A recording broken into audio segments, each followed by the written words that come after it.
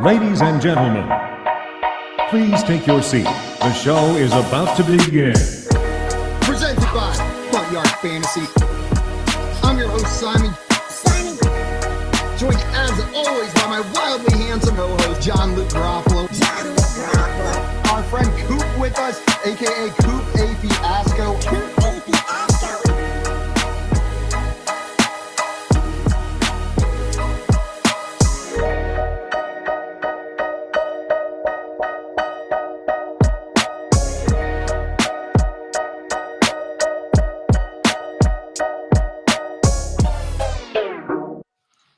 Yep. What's up, everyone? Welcome into the Front Yard Fantasy Morning Show here on Better Sports Network. I'm your host, Simon, joined as always by my co-hosts, John Luke Garofalo and Andrew Cooper. What's up, boys? Wow, Simon with the rare accidental mute. That's more of a JL Coop move. It's been a little while. How's it feel? Peek behind the curtain. I'm a boogery boy this morning, okay? I got boogery boy. I got so many boogers in here, and I wanted to save everyone from the trauma of hearing me just eject those boogers from my nose at high velocity. I was blowing my nose, so I muted my mic, and here we are. And then now that we reached behind the curtain, you decided to come out full booger talk and just take it from it could Look how dirty my house is. It could have just been a couple sniffles, but instead we called you out on it and we had to go full boogery boy. Hey, boogery at boy. least I'm not showing what a boogery boy I am. I'm just explaining what a boogery boy I am. It's gotta be real. We asked for it. We got some people in the chat ready for this morning's show. Maria said, love hearing that intro music. Good morning, Maria. And NKC in here saying, good morning, everyone. Good morning, NKC. NKC. Glad to have you in here. We got Tommy over here. What's up, Tommy? Good morning. He said, started to build my DFS team in a quest to win the $1 million dream. So help me out, Coop, my dear old friend, at who to start this week at tight end. Kelsey, Kittle, Goddard, Ingram, Schultz, or Knox. I can't choose between them. Who you picking, Coop? Looking at these tight ends, who you picking this weekend? Let me take a little peek. See, I mean, in my heart, I want to take Ingram. It really depends what you're doing. In DFS, I like Ingram. He's had a 75% snap share. His targets have been good. The last time he played KC, he played really well. You could also go Goddard against the Giants, though he's going to be more expensive.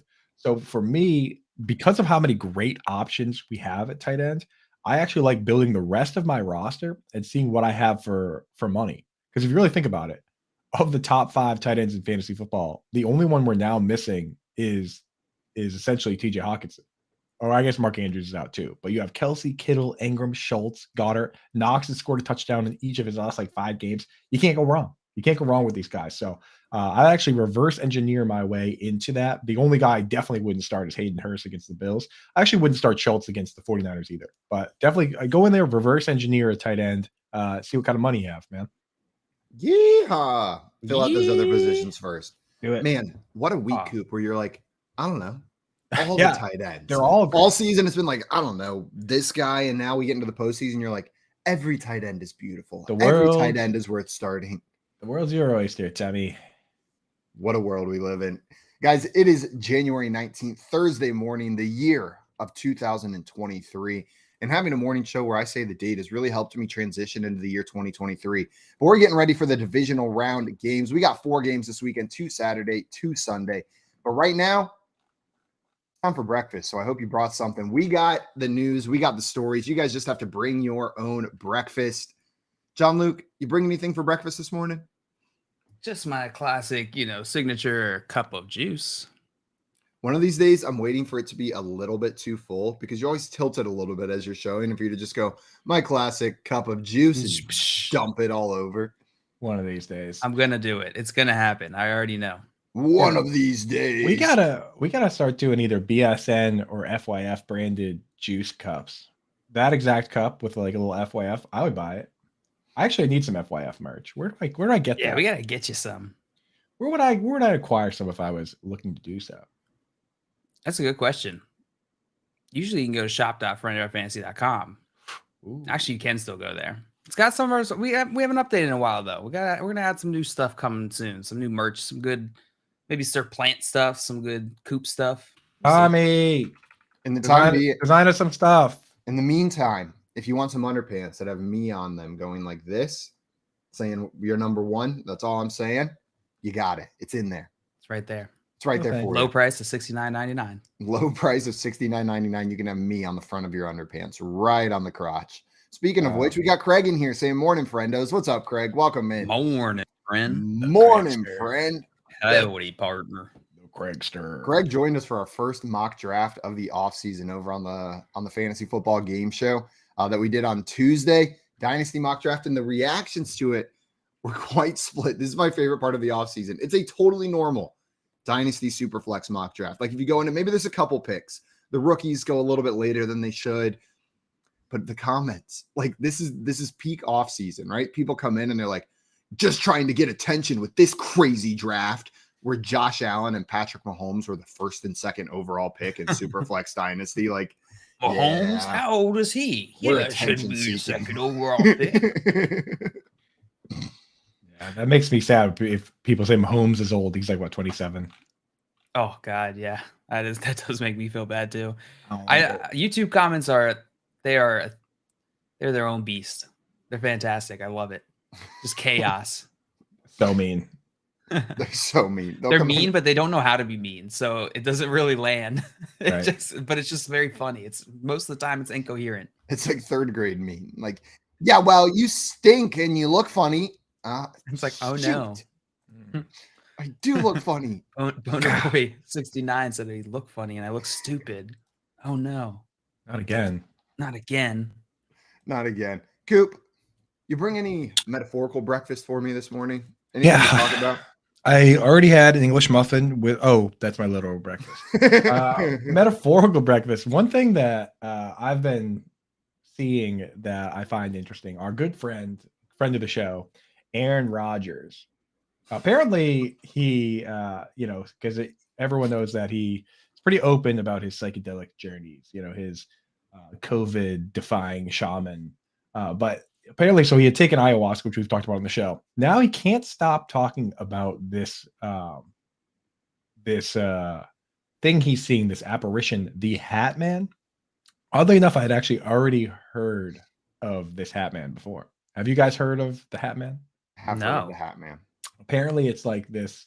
If you do certain drugs, and where I had heard about it is a friend of the show, Meat Mansion, showed me this subreddit that talked about people doing like taking like way too much Benadryl, and apparently they all also talk about this Hat Man, which is like in the middle of the night, if you do too many hallucinogens or whatever, you see this guy that shows up in the dark wearing this hat, which is horrifying. And the scary part is most people describe this guy the same exact way, as if he is the same type apparition that everyone's seeing. So now Aaron Rodgers doing drugs, he's seeing the Hat Man that many other people have seen.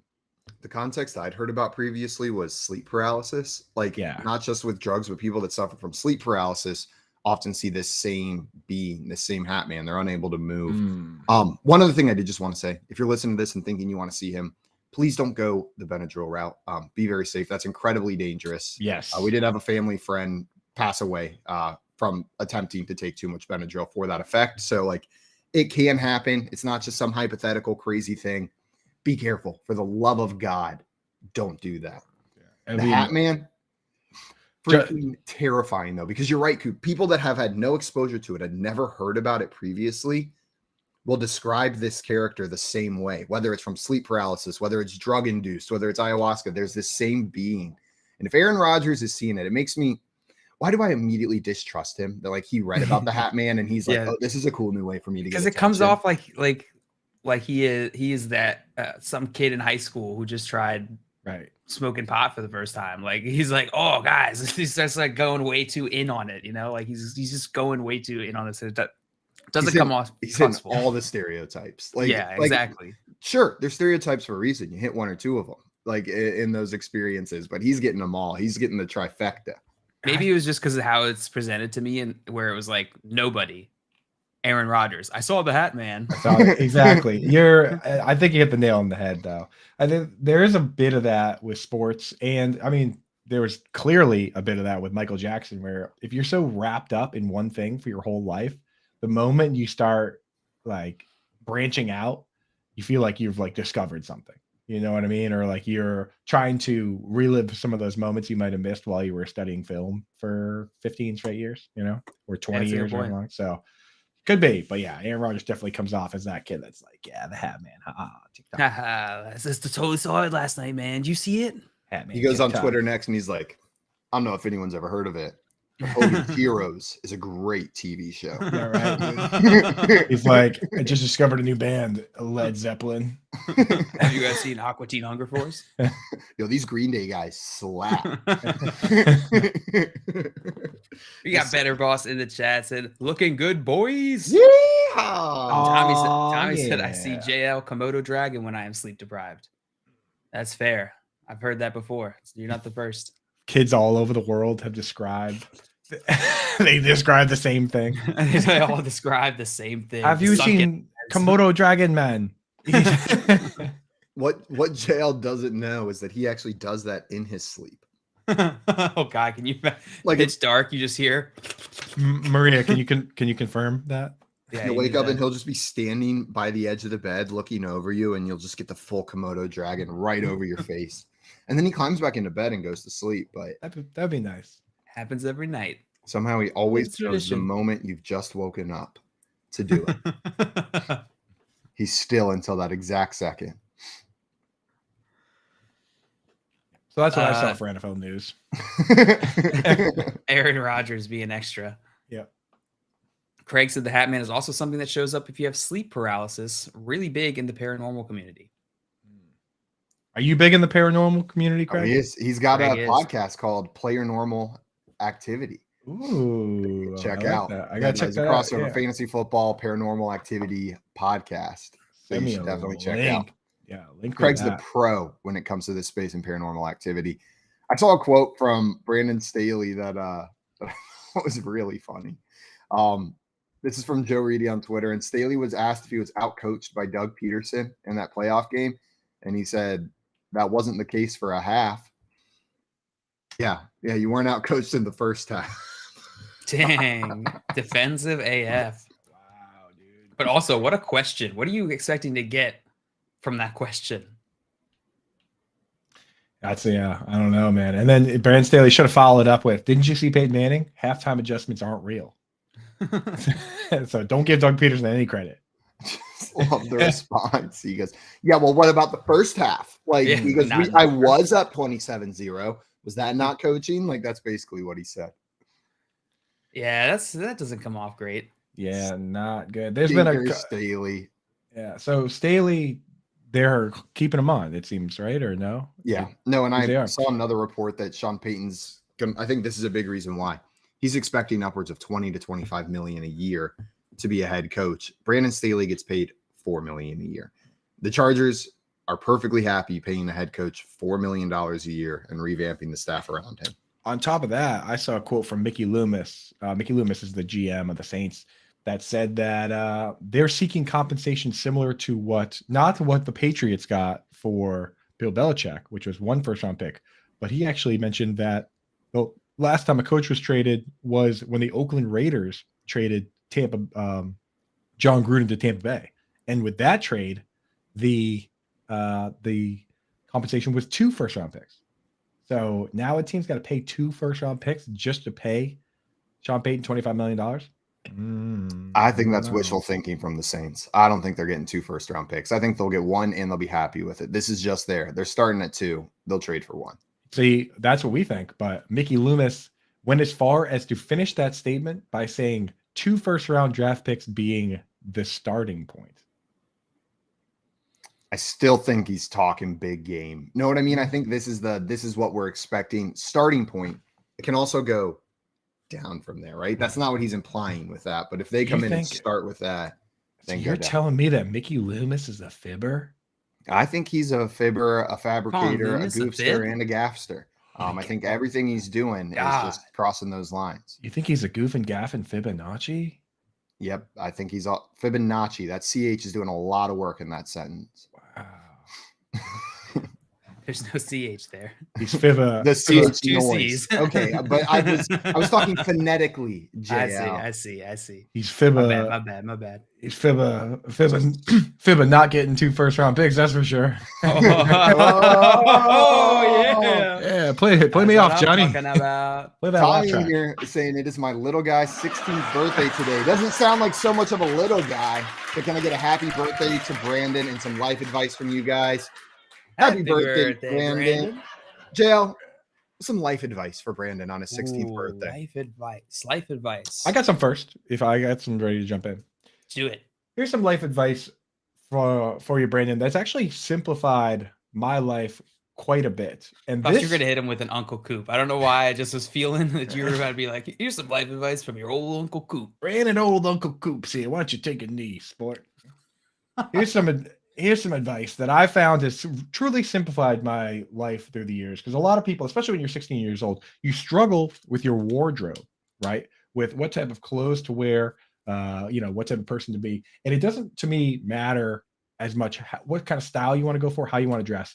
But what's really simplified my life is picking clothes based on quality, not based on brand. And for me, that means I'm willing to pay, no joke, $500, hundreds of dollars for pairs of shoes if they're shoes that are going to last me a lifetime, right? Shoes that say like have Goodyear welted on the bottom and they're boots that I can get resold versus paying $500 for a pair of Jordans that once the bottom runs out or the top gets messed up, you throw them away. Jordans are nice, right? But if you can get them for retail price, great. Don't go on the secondary market and pay $500 for a pair of shoes that should cost $180 and that you have to throw away when they get messed up. Same goes for like, let's say pants, Underwear. shirts, right? Shirts. If you have 2 shirts that are the same quality, but one says Supreme on it, you're a fool to pay $300 for the shirt just for the word Supreme. At the end of the day, once you're grown up and you get through that phase of wanting to fit in and whatever, you're going to realize that you're just throwing money out the window. To a certain degree, the same could be said for watches, hats, everything of that nature. So you can find high quality items without spending up for some ridiculous brand name or whatever. And it's going to make you feel happier and it's going to save you money in the long run. And you're going to have nice stuff forever. I have the same shoe. The shoes I've bought over the last like 10 years. They all look great because I just take care of them. So there you go. There's some life advice for you. There's some life advice from Uncle Coop. JL, you got some life advice for Brandon? Yeah, I got some life advice for Brandon. Brandon, seem like a smart guy. Seem like a smart guy. Follow your passion. Don't listen to what people tell you that you should do. I have a degree in computer science. Yet I sit here every morning with my friends, being a fool. I have an electrical engineering degree, and I sit here with my friends every morning. Corporate finance and accounting. Follow your passion. Follow what you love. You find a way to cross over stuff. You find a way to use what you already know. Just don't worry about following the same path. If you want to spend $1,000 on a pair of Jordans, follow your dreams. Follow your heart. Don't listen to the old. Forget old Uncle.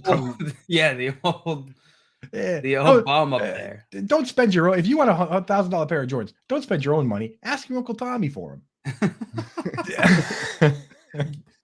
Dad Tommy. Yeah, he calls him Uncle Tommy though. Oh yes, that's right, son. Yeah, Tommy. And here's my life advice. Papa Tom. You're turning 16, which means it's probably right on the horizon of driving a vehicle, right? So 2 things here. One is about the type of vehicle, and one is about the driving. Don't be a jackass on the road. Don't be so considerate of others. That's just a good practice to get in now. But the main piece of life advice: drive a minivan for a couple years. It builds character and it builds a sense of humor because you're required to have one to pull up in a minivan and not be embarrassed. You will be a better man if you drive a minivan for the rest of high school than if you did not. That's my advice. And I guess that might be for Tommy too. So whatever, I don't know if you had a Corvette or a Camaro or something in the driveway waiting for him, return it, get him a minivan. He's going to be so pissed if that actually is the case. Yeah. Also, you set that hitbox a lot higher when you're driving the minivan, right? Like if the minivan's your first car, you're driving very carefully because this thing's a big clunker. Then later, when you get a more agile car, it's gonna be a lot easier to parallel park. I still feel like swinging with the weighted bat in like a Corolla because I learned to drive in a minivan. Now, whenever I put like step the pedal down in a crawl, I'm like, ooh, this thing's got some gas. My minivan, Let's I clip tested it one let's time. clip just that part. Let's clip just that. But forget the minivan part and clip just the part where he goes. Anytime I hop in a Corolla, I go, "Ooh, this thing's got some gas." This puppy really purrs. This I Corolla. timed my minivan from 0 to 60 one time with pedal to the metal. Just curious, 11 seconds, 0 to 60. 11 seconds. We were flying. It was making so much noise, but without going anywhere. We're gonna be late for soccer, kids. Tommy said now he wants $1,000 shoes and is changing his major. Thanks, guys. You've confused him. You can buy $1,000 shoes. Just buy some nice, actual nice shoes. Well, hit me up. I got some recommendations. A report from Dov Kleiman that Rob Gronkowski called the Buccaneers at Thanksgiving to tell them he's bored and wanted to return to the NFL. It was reported in December that he also said next year he'll consider returning for a full season, and that could be a factor to where Brady lands this offseason, depending on if Gronk signs somewhere. You guys buying it that Gronk's coming back? I buy that he's bored. I fully buy that he's bored. I don't know if I buy that he's coming back for a full season. I don't know if I buy that the Buccaneers would have not said yes immediately, please, now. Like, Yeah, we need you. What he called and said, I want to play, and they said no thanks. I mean, Kate Otten was fine. Cameron Brate is pretty one-dimensional. Keeft is a rookie clunker. Like, he would have immediately been the starting tight end for that team and a huge asset. I just don't see, like, how could that conversation have gone down? Like, no thanks. I don't know how that would be the case. I don't know. Maybe Gronk didn't communicate well what he was intending. Maybe he called him and he was like, Gronk play. And they were like, no, Gronk retire. And he's like, oh, and then hung up. Does Gronk want to play? Well, the confusing thing was he tweeted the same thing, but then it ended up being that FanDuel announcement, right? It's like, what are you doing, dude? And then he went on Up and Adams and he was saying how he's not actually bored. He's got to make up his mind. It seems like he does quite a bit. I think maybe he has like emotional permanence issues. And when he's bored in the moment, he thinks he's always bored. When he's not bored, he's like, yeah, I'm never bored. I'm always having fun. Right now on a TV show with Kay Adams, I am having fun, which means I should not unretire. But then he goes home and sits on his couch. He's like, I'm bored. For 5, yeah. Gronk played Mario and Sonic at the Olympic Games for 5 hours already. No one Gronk's seen it on easy. It's the only game at his house is Mario and Sonic at the Olympic Games for the week. He probably does. Like, that's the thing. It probably does take 5 minutes for that dude to be bored. Because I just remember now that when he sent that tweet, he not only did he announce the FanDuel thing, but he also he was like on the Nickelodeon broadcast doing all the explanations for the penalties. Like, he's got all sorts of stuff going on. He's still all over my television and Twitter timeline. And mind and dreams. In my dreams. You know, Gronk does make an appearance from time to time in the dream world, I feel like. Like, he's one of those players that cemented himself enough in my mind. Every once in a while, Gronk shows up. I look around my bedroom, and it's like there's Gronk and the Hat Man, and there's Komodo Dragon JL, and they're drinking some Captain Morgan in the corner. Yeah. Why did I go Captain Morgan? Got one foot up. I meant the ice, like they're icing each other. Captain Morgan got 1 foot up on my bed. Icing with bottles of Captain Morgan would really be a problem. Captain Morgan's got 1 foot up on my bed, but he's drinking a Smirnoff Ice because Gronk just iced him. I'm icing you while you're here, JL. I just added an item to my grocery list. Is the Hat Man just Captain Morgan in the shadows? Imagine. No. Have you seen Curious George? No. Well, it's the man in the big yellow hat. He's the main character. And that's, in fact, his name is the man in the big yellow hat. So I'm pretty sure he's the Hat Man. He's the Hat Man. Man. Little what a twist. Drove him to insanity. What a twist. George's just Joey. Too curious, that George. Joey's the Hat Man? Oh, man. Terrifying. That would be awful. I'd be in the insane asylum. So with Julio, did you guys see that Julio Jones turning 34 next month? They're saying that he probably played his last game, second all time in yards per game, only behind Justin Jefferson, but ahead of Megatron. In terms of, I was thinking about this yesterday. In terms of the all-time greats, Where would you rank Julio Jones? Like, obviously, he's got to be a first ballot Hall of Famer, right? But is I he think so. top 10, top 5? Like, we got Jerry Rice is one, obviously. He's just far and above everyone else. Where would a Julio go? For me, I personally have to have my 2 and 3. You can put them in whatever order you want, but my 2 and 3 are Terrell Owens and Randy Moss. And then I think the line comes whenever we start talking about guys like Calvin Johnson. Like, Calvin Johnson had a shorter career than Julio, right? Oh, yeah. But he retired at 31. Much shorter, but Julio had that sustained success for a while and some monster years. Yeah, the big thing Near is top 10. Probably not is the touchdowns. That's the one thing. Julio never really had, like, I don't know if he ever even had a double-digit touchdown season. It's always been low touchdowns. I don't. Yeah. What do you think that is? You think that was just Matt Ryan in the system? I've always had a very interesting and strange. He had one season with double-digit touchdowns. His second season, he had 10. Every other season, he had less than 10. I've always had a strange conspiracy theory on that one. The Julio Jones. The Julio Jones. What is it? My Julio Jones conspiracy theory has been that Julio is such a honest player of the game that he just never developed the ability to, like, or never had any interest in pushing off and doing the little things that are technically illegal that you can kind of get away with when you're a star. So he never really developed things that, like, Jerry Rice and Jordy Nelson would do, where you just kind of like give a little shove and create space. And he just was always a purist. But at the end of the day, those little things help you in the red area. So that's my theory on Julio Jones. Football will not be an asterisk in the Hall of Fame saying stats would have been higher if he learned to push off in the end zone. They don't give you bonus points for being a man of honor in the NFL. Asterisk. He was a purist. Purist. Yeah, there should be.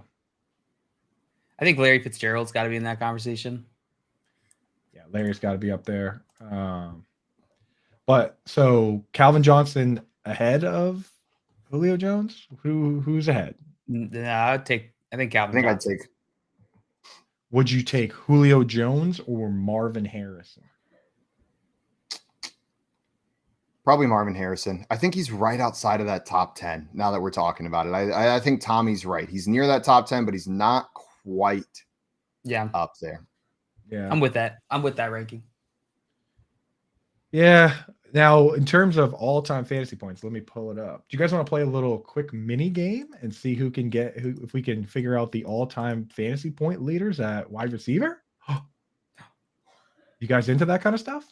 We like games. Games? We do games. Yeah, let's do it. Let's do a quick game then, a quick mini game. I got it here. All right. LaDainian Tomlinson. Yeah, he would be there if this was running backs. He would honestly probably be pretty close if it was just receiving. So, JL, you will go first since Simon just did something that annoyed me. This is PPR points all time. Who you get the first guess? Randy Moss. Randy Moss is 4th on the list of all-time wide receiver PPR points. Simon? Jerry Rice. Jerry Rice would be 1. Jerry Rice played forever, and he was also amazing. Simon? There's another guy that JL, you go. Or do you want to do it like fantasy? No, let's just go back and forth. Yeah, just go back and forth. Megatron is not on the list. So longevity is going to factor into this all-time list. He AJ Green at age 31. True. AJ Green is also not on the list. AJ Green is down at 41 on the list. 2000 longevity. So AJ Green had 2,195 career PPR points. To put that in perspective, Randy Moss had 3,471. So well over 1,000 more. Megatron was 29th on the list. Larry Fitzgerald? Larry Fitzgerald is number 2 on the list. So speaking of the longevity, he was also awesome. So let's go with another all-time great, Terrell Owens. Terrell Owens number 3 on the list. Now we're figuring it out. So far you guys have the top 4: Jerry Rice, Larry Fitzgerald, Terrell Owens, Randy Moss. And JL's guessing a very quiet answer. And everyone out there, if you're in the chat, guess in the chat. I'm going to start giving out awards to people in the chat here who get it right. And Tommy got the next one. So number 5 on the list is Marvin Harrison. Hey, that was going to be Coming. my next guess. Sorry, Tommy's Got faster. him. Point for that's a Tommy point. Yeah. So if you're out there, throw those guesses in the chat. Are there Let's any go. other modern names on here, or are they all old school guys? Everyone on the list is retired, but every single one of them played within the 2000s. So there's not anybody that the highest guy that retired before the year 2000 is Steve Largent, 15th on the list. He retired in 1989. Everybody else retired after the year 2000. Andre Reed is a great guess from Eddie. Andre Reed is 13th on the list. 2,824 points. That's a phenomenal guess, Eddie. And Tommy said Isaac Bruce. Isaac Bruce is on the list at number 8. So now Tommy has, each of you guys, I think, has 2 correct answers at this point. And Tommy also said Antonio Brown. Antonio Brown is not on the list. Bonk. Yeah, Antonio Brown is number 18 on the list. Eddie guessing Chris Carter. Great guess. Chris Carter's number 6. So you guys had the top 4. Tommy guessed Marvin Harrison, and Chris Carter is number 6. He played for a very long time. And people forget that Chris Carter was almost washed out of the league when he was in Philadelphia. Had a serious issue with basically just partying, drinking, doing drugs. And he got traded to Minnesota, decided to do a complete 180, pull a Darren Waller, get completely sober. And he ended up playing until 2002, until he was age 37. So this guy, they were like, this guy's a troublemaker. He's going to be out of the league. Instead, he ended up playing until he was 37 years old. Give us those last couple on the list, Coop. The last couple on the list, Craig just got another one. So Craig just got number 7 to fill in the blank. Tim Brown. Nice job, Long-time Oakland Raider, played for Tampa Bay at the end. The last 2 are number 9 and 10. You guys want to take one last guess before I give them to you? Jimmy Smith. Jimmy Smith is not on the I'm list. just guessing what Tommy said. And you stole Tommy's guess. I'm out of names. One of these guys played for the Baltimore Ravens. He played for one team for most of his career, then finished his career with the Baltimore Ravens. And he's Steve Smith? Steve Smith Sr. is number 9. Nice on job, the list. JL. Nice pull. That's a good. Why didn't we think of Steve Smith a little bit earlier? I thought about it. I just didn't think he would be at the top. The other one played his entire career with one team, and he primarily played it with a Hall of Fame quarterback. I don't know. Who is Give it? it to us. Reggie Wayne is number 2. Reggie Wayne. So there you Nice. Hey, There you with go. the chat plus me and JL, we did a pretty good job. We pulled Yeah. most of those names down. We make a good team. Chat, Craig, Eddie, Tommy. Chat would have definitely got Reggie Wayne if you guys didn't call it short. Oh, we should. They would have. I saw a report yesterday from Marcus Spears, an update on this Lamar Jackson situation, saying before the season, the Ravens offered a 6-year, $275 million deal, basically a 5-year, $250 million extension, over $200 million guaranteed, with $133 million fully guaranteed at signing. This is from Marcus Spears again about the Lamar Jackson contract. And when I see this is another piece that makes me think Lamar Jackson's not coming back. Because when contract details start getting leaked before a contract has been accepted, it feels like the team trying to say, like, hey, look, we put a big number in front of him. You know what I mean? Like, it feels like them trying to get ahead of the PR that they didn't offer him enough, right? Like, look at this big number. He turned it down. This is where we're at now. I was so certain 2 weeks ago that Lamar Jackson would be back on the Ravens. I'm getting less and less certain by the day. JL, how does this make you feel seeing this contract that was put in front of him? And what do you think it means for the Ravens? Yeah, it certainly, I think, brings up more questions than gives us answers to. This whole time, I've been talking about how I've been a bit baffled that Lamar Jackson, they haven't been able to get this deal done with Lamar Jackson, because really, what is your range of options here? Right? You know you're going to have to pay him a top 5, if not like top 3 contract, not the top contract to reset the market here for a player like that. So where's the misalignment? And the part that of this that we don't have is which side is being more unreasonable in this negotiation. Since we don't have, we're not privy to those details. It's hard to tell. It's hard to tell. I think this is I wonder if it's just the guaranteed money that's keeping him from accepting something like that. Because I wonder if he's stuck on getting that fully guaranteed contract like Deshaun got.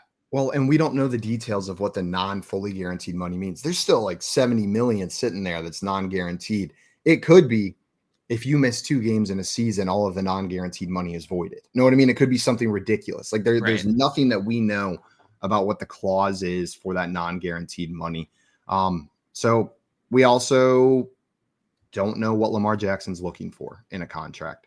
I don't think he's going to get a fully guaranteed one like Deshaun Watson got. Craig's in there. I think that was gross incompetence by the Browns to give any quarterback that big of a fully guaranteed contract, especially Deshaun Watson. I don't think we're going to see another contract like that for Lamar. I don't feel super worried that they're not going to be able to get a deal done. I think I'm more like my confidence is like a little shaken from maybe during the season, but it's not degrading drastically. I do think this is a weird situation and one that we haven't quite seen all of these circumstances before. So it might not go the way that we think. Yeah. Now, the interesting thing about this is when you look at the contract, like pretty much everything is in line with him being the highest paid or right at the highest paid quarterback. I mean, the highest paid quarterback right now is Patrick Mahomes at $50 million per year. When they say 6-year, $275 million, basically they had him locked up for this year already, right? With the 5th-year option. So that 5-year, $250 million extension is $50 million a year, and over $200 million guaranteed with $133 million guaranteed. Patrick Mahomes only got $63 million guaranteed. So like $133 million fully guaranteed is, I mean, that's insane. That's a record, right? Like, so I don't know. Clearly they're putting this out there to put the screws to him, like Simon kind of indicated, right? Like, you don't put that out there. They're basically saying, hey, we offered this guy the bag. Now it's on him. Yeah. We offered him the boat. We offered him a boat full of bags. A boat full of bags. Just to give $300 book bags even. 350. Ooh, those travel bags. Basically 400 with the strap. With the strap. You got to get the strap. It's very important. Honestly, if you're going to show you the strap in the pictures, but it's not included. To give you give us some like goalposts, I guess, to compare this against. Deshaun Watson, his deal was a 5-year, $233 million contract, which included a $45 million signing bonus, and it was the $230 million is fully guaranteed. Who's that one? That one's Deshaun Watson. So to compare that, this is a 6-year, $275 million deal, and then what Simon said, probably basically looking a at 5-year. Yeah, he's probably looking at that guaranteed money then. The $230 million guaranteed is pretty serious. What I want to know is, what is the difference between $200 million guaranteed and $133 million fully guaranteed at signing? Because they make a distinction in the tweet: $200 million guaranteed, $133 million fully guaranteed at signing. Now, we're fully doing some work there. It's usually a timing thing. So there usually is a timing thing. In this case, though, Deshaun Watson's was also, the whole thing was fully guaranteed. That's what was so unprecedented about his. Like Russell Westbrook had 165 total guaranteed, 124 guaranteed at signing. So his was different. For Deshaun Watson, it's 230 million with the full 230 million guaranteed. So that's probably a sticking point for Lamar Jackson. Yeah, I was just curious about that distinction between the two. I saw some people throwing out what they thought it was, but I couldn't find a conclusive source on the difference between fully guaranteed and guaranteed. Yeah, I think that's the guaranteed doesn't seem like there should be modifiers to it. Like something being guaranteed is already at the extreme, right? Like it is guaranteed, it's yours. Fully guaranteed seems repetitive, but they're using them differently. Like it clearly means something else. Well, they probably, there's probably some language, and like for instance, morality clause, right? There could be a morality clause comes down the chimney every year to see if you were a good boy or a bad boy, and he takes away your guaranteed money if you did something bad. So if there's a morality clause in there where the money would be guaranteed under most circumstances, where there's no way for them to cut you or trade you to stop you being paid, but if you violate certain clauses in the contract, then that's the case. Versus if it's fully guaranteed at signing, you sign the pen and then they give you the money, and that's that. There's no coming back to get that money. So it could be something like that, where if you're Deshaun Watson, I imagine that's very important to you, right? To be like, okay, there's no clawing back this money. There's no morality clause or any way you can get this money back. Makes sense.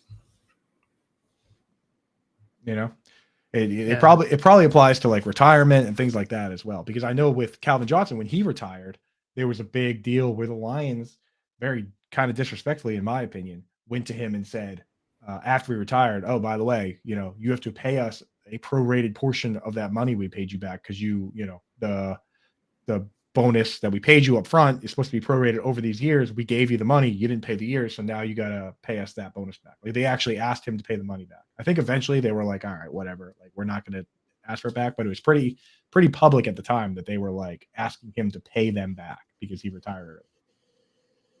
We need that money. Yeah, which is wild. A bit wild. Dustin in here with an update about the international games next year, saying the Bills, Titans, and Jags playing in London next year. London, Pats baby. and Chiefs will be in Germany. No opponents yet. Hey, they're stepping up these international games, getting the Bills in London and the Pats and Chiefs in Germany. It's pretty cool. That would be cool.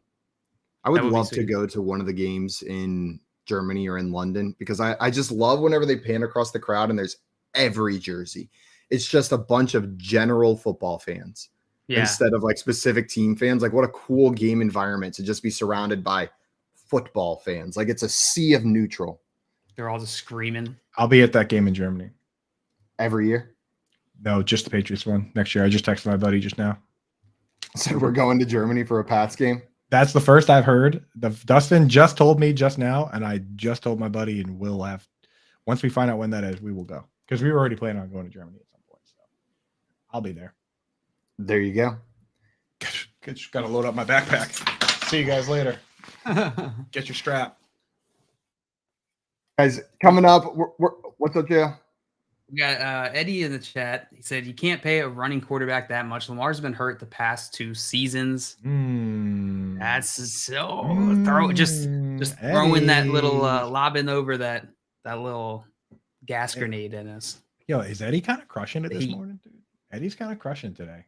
He's on fire, dude. He's firing on all cylinders. Nailed a couple top 10 wide receivers and Andre Reed just outside. Now he's coming in with the hot takes on Lamar. What do you think? Big morning for Eddie. Simon, you think that the running quarterback should factor in that aspect of it?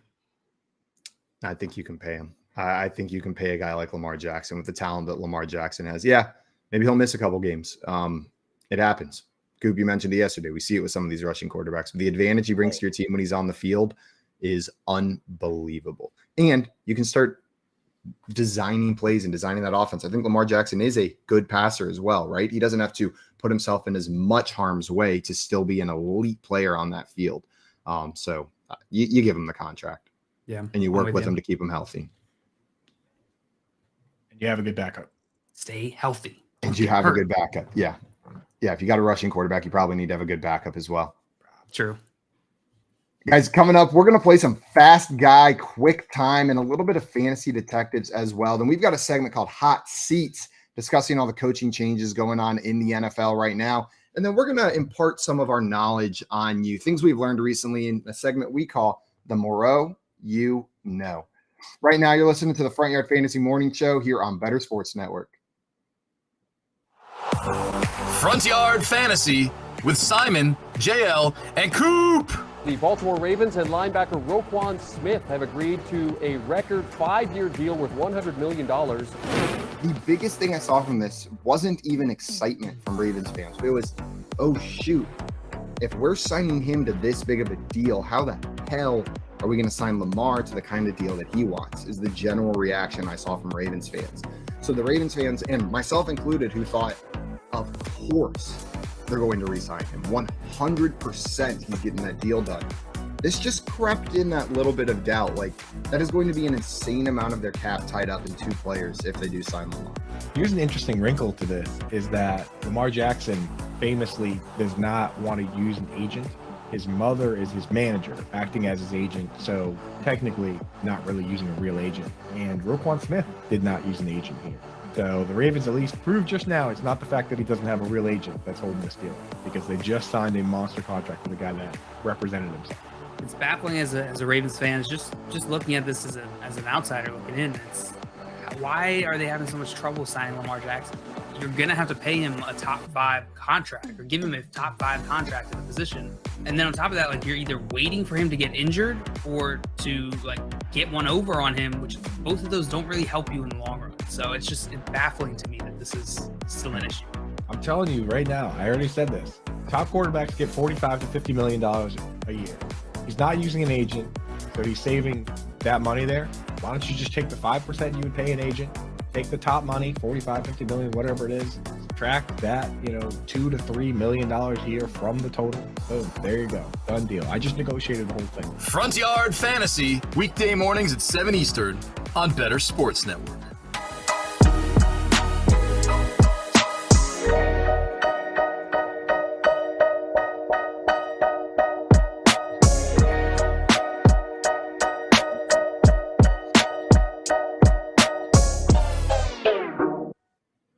What's up, everyone? Welcome back to the Front Yard Fantasy Morning Show here on Better Sports Network.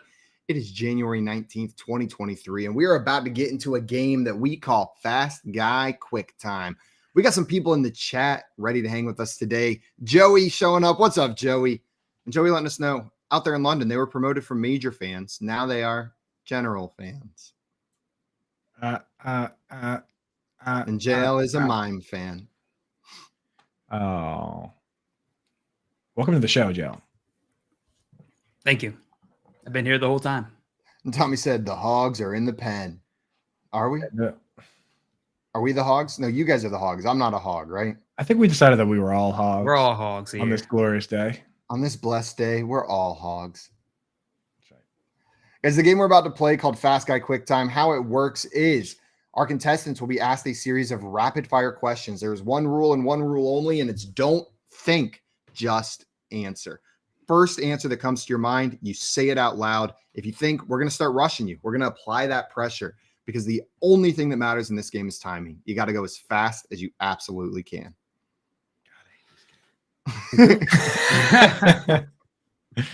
Coop, you are going first on this one. You ready? Put on my Fast Guy Quick Time glasses. All right. Here is your questions. Coop, do you prefer feet or toes? Feet.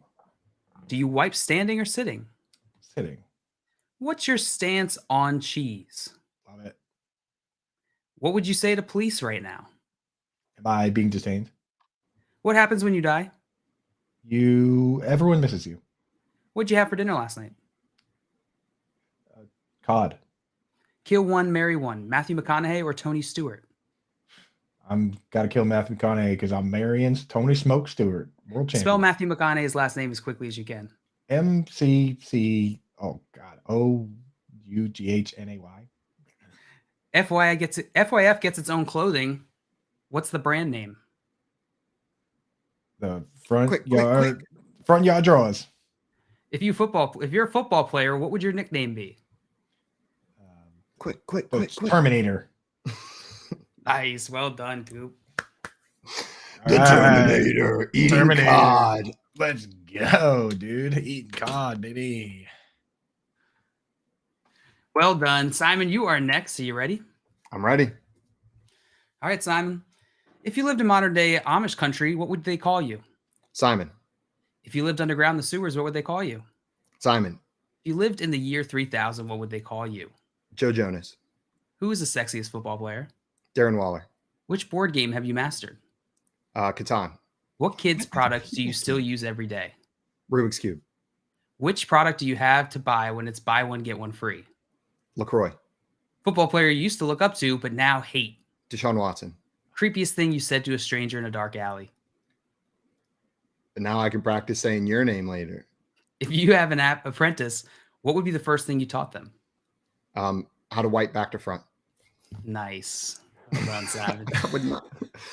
Also, I'm not a fan of the game Catan. I don't know why it came to mind immediately. Like I don't even own that game. I resent that game a little bit. It's not only are you not a master at it, but you don't have it and you don't like it. It's not that I don't like it. I think it's just a bit overrated is how I feel about Catan. I think there's much better games than Catan in the same category, but it gets all the love. So there's some resentment. It's a fine game. It's a good game. It's fun you're being a bit of a board game hipster. No, Absolutely not. I just think there's better That games. means in hipster, that means. And there's even more approachable games. Like there's games that take the theming to make it a bit more approachable.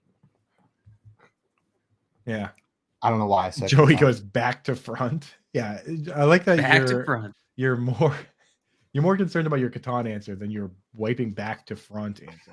Yeah, so you can smear some poop on the balls. That's what you would teach them? Yeah. It's a power move. It's about the scent. When you walk into a room, people will know you're there. Blit.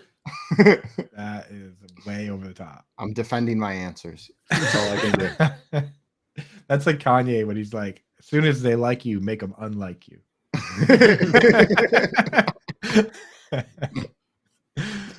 John Luke, that means you're up. Coop and I both win. It is your turn. Are you ready? Yeah. Oh yeah. Oh yeah. Here we go. You have to be attacked by a wild animal, but you choose the animal. Which do you choose? Chinchilla. Normal thing that scares you.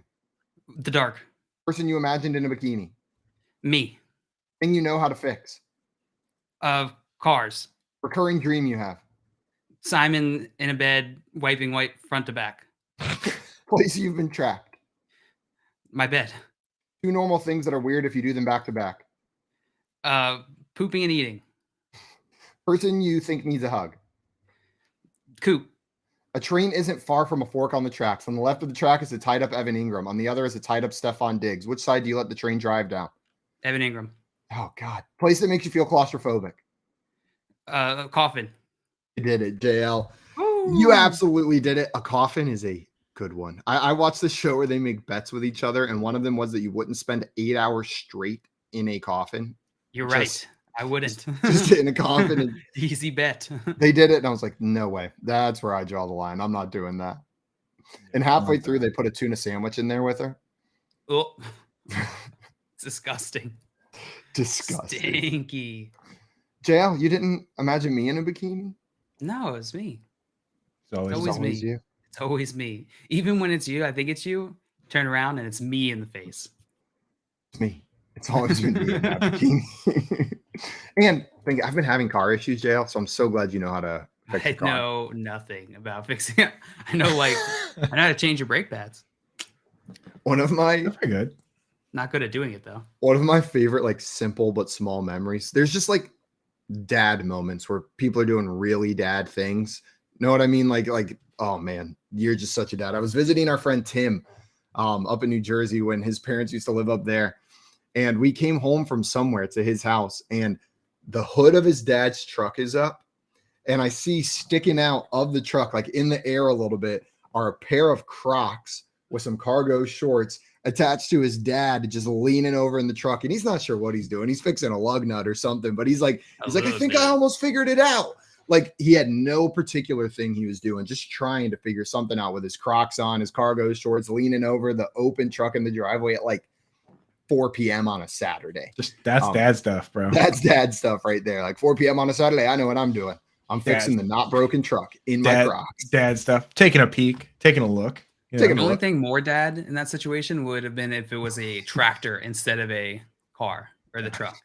You're right. Joey said, well, Eliza just learned the phrase poop on balls. Good morning. Surprised you didn't already know that. You're welcome, Joey. You're welcome for adding that to your child's lexicon. Woo! Tommy said we need an Ani Coop in Fast Girl Quick Time. She would crush, dude. She would crush. She's too sharp. Too Too sharp. sharp. I knew she was cool, but the level of badass that just emanated from that woman was unbelievable. She's a legend. Led the legend. Shout out Ani Coop. Dale, are you telling me you guys both seem to cause a big stink that you're not wiping back to front? What's back and what's front? It's a great question. I feel like it's more of an up or down situation. Yeah, it's Up or down? Yeah. yeah. I don't. If you're standing. It's hard to describe the maneuvers, but I'll tell you right now, I wouldn't describe them as back to front. Okay, well, here I think is what we're discovering. Coop, I'm going to take a wild guess. I know this about jail. You're a stander, aren't you? In terms of what? In terms of what do you think? You're gonna make me say it? You stand when you wipe, Coop. I know you get that tushy off the seat and you go into a squat because that's the only reason you He guys would think says in up or terms of down. Because us sitters, the people who sit and just lift, that's front to back, back to front. I'm a hybrid. I'm a hybrid guy now. I think it's a hybrid game as well. So How do you, if you're a hybrid of sitting and standing? Sometimes you're in sitting. situations where sitting is really uncomfortable. my And answer, you just want to stand. Oh, Because you're you not got a places hybrid to in the be. sense. You you're got to more run right after. See, I would say you're more like poopidextrous than Poopidextrous is a good way. than yeah, hybrid, definitely. because hybrid would make me think you're implying you're doing both at the same time, which It's is more impossible. of a wipedextrous thing my than answer, maybe poopidextrous. my answer is the way I do it is whatever is most popular and polite. How do you Wow. know? I know because just 'Cause Honey Coop told him. I did the research. Yeah, Taught him well. Honeycoop taught me well. So here's what I'm. When's the last time you've gotten instruction? Someone brought this up to me the other day. When's the last time you've gotten instruction on wiping? I just got I bad don't know if advice I from ever you. I have. just got bad advice from you on Fast Guy Quick Time. Does that Right, count? but usually you learn when you're like 3, and then you never get taught again. Nowadays, the way that I learn that I'm doing things wrong or that there are people out there that do things wrong is via Reddit. Because someone will post something and then another person will pop in the comments and be like, wait, that's not how you do it. And then they get shamed. And that's these days, that's how I learn. And the other way that I learn it is from you guys, because the only people that talk about poop this much are the internet and you. We did it. We beat the internet. We did it. Tommy said, "Crouching tiger, cleaner wagon." Tommy gets on all fours every time. Goes into a full crouching tiger pose right there. Beautiful. Coop, you know what it like? Not to deviate from wiping too much, but I'm going to take an aside here if you guys don't mind.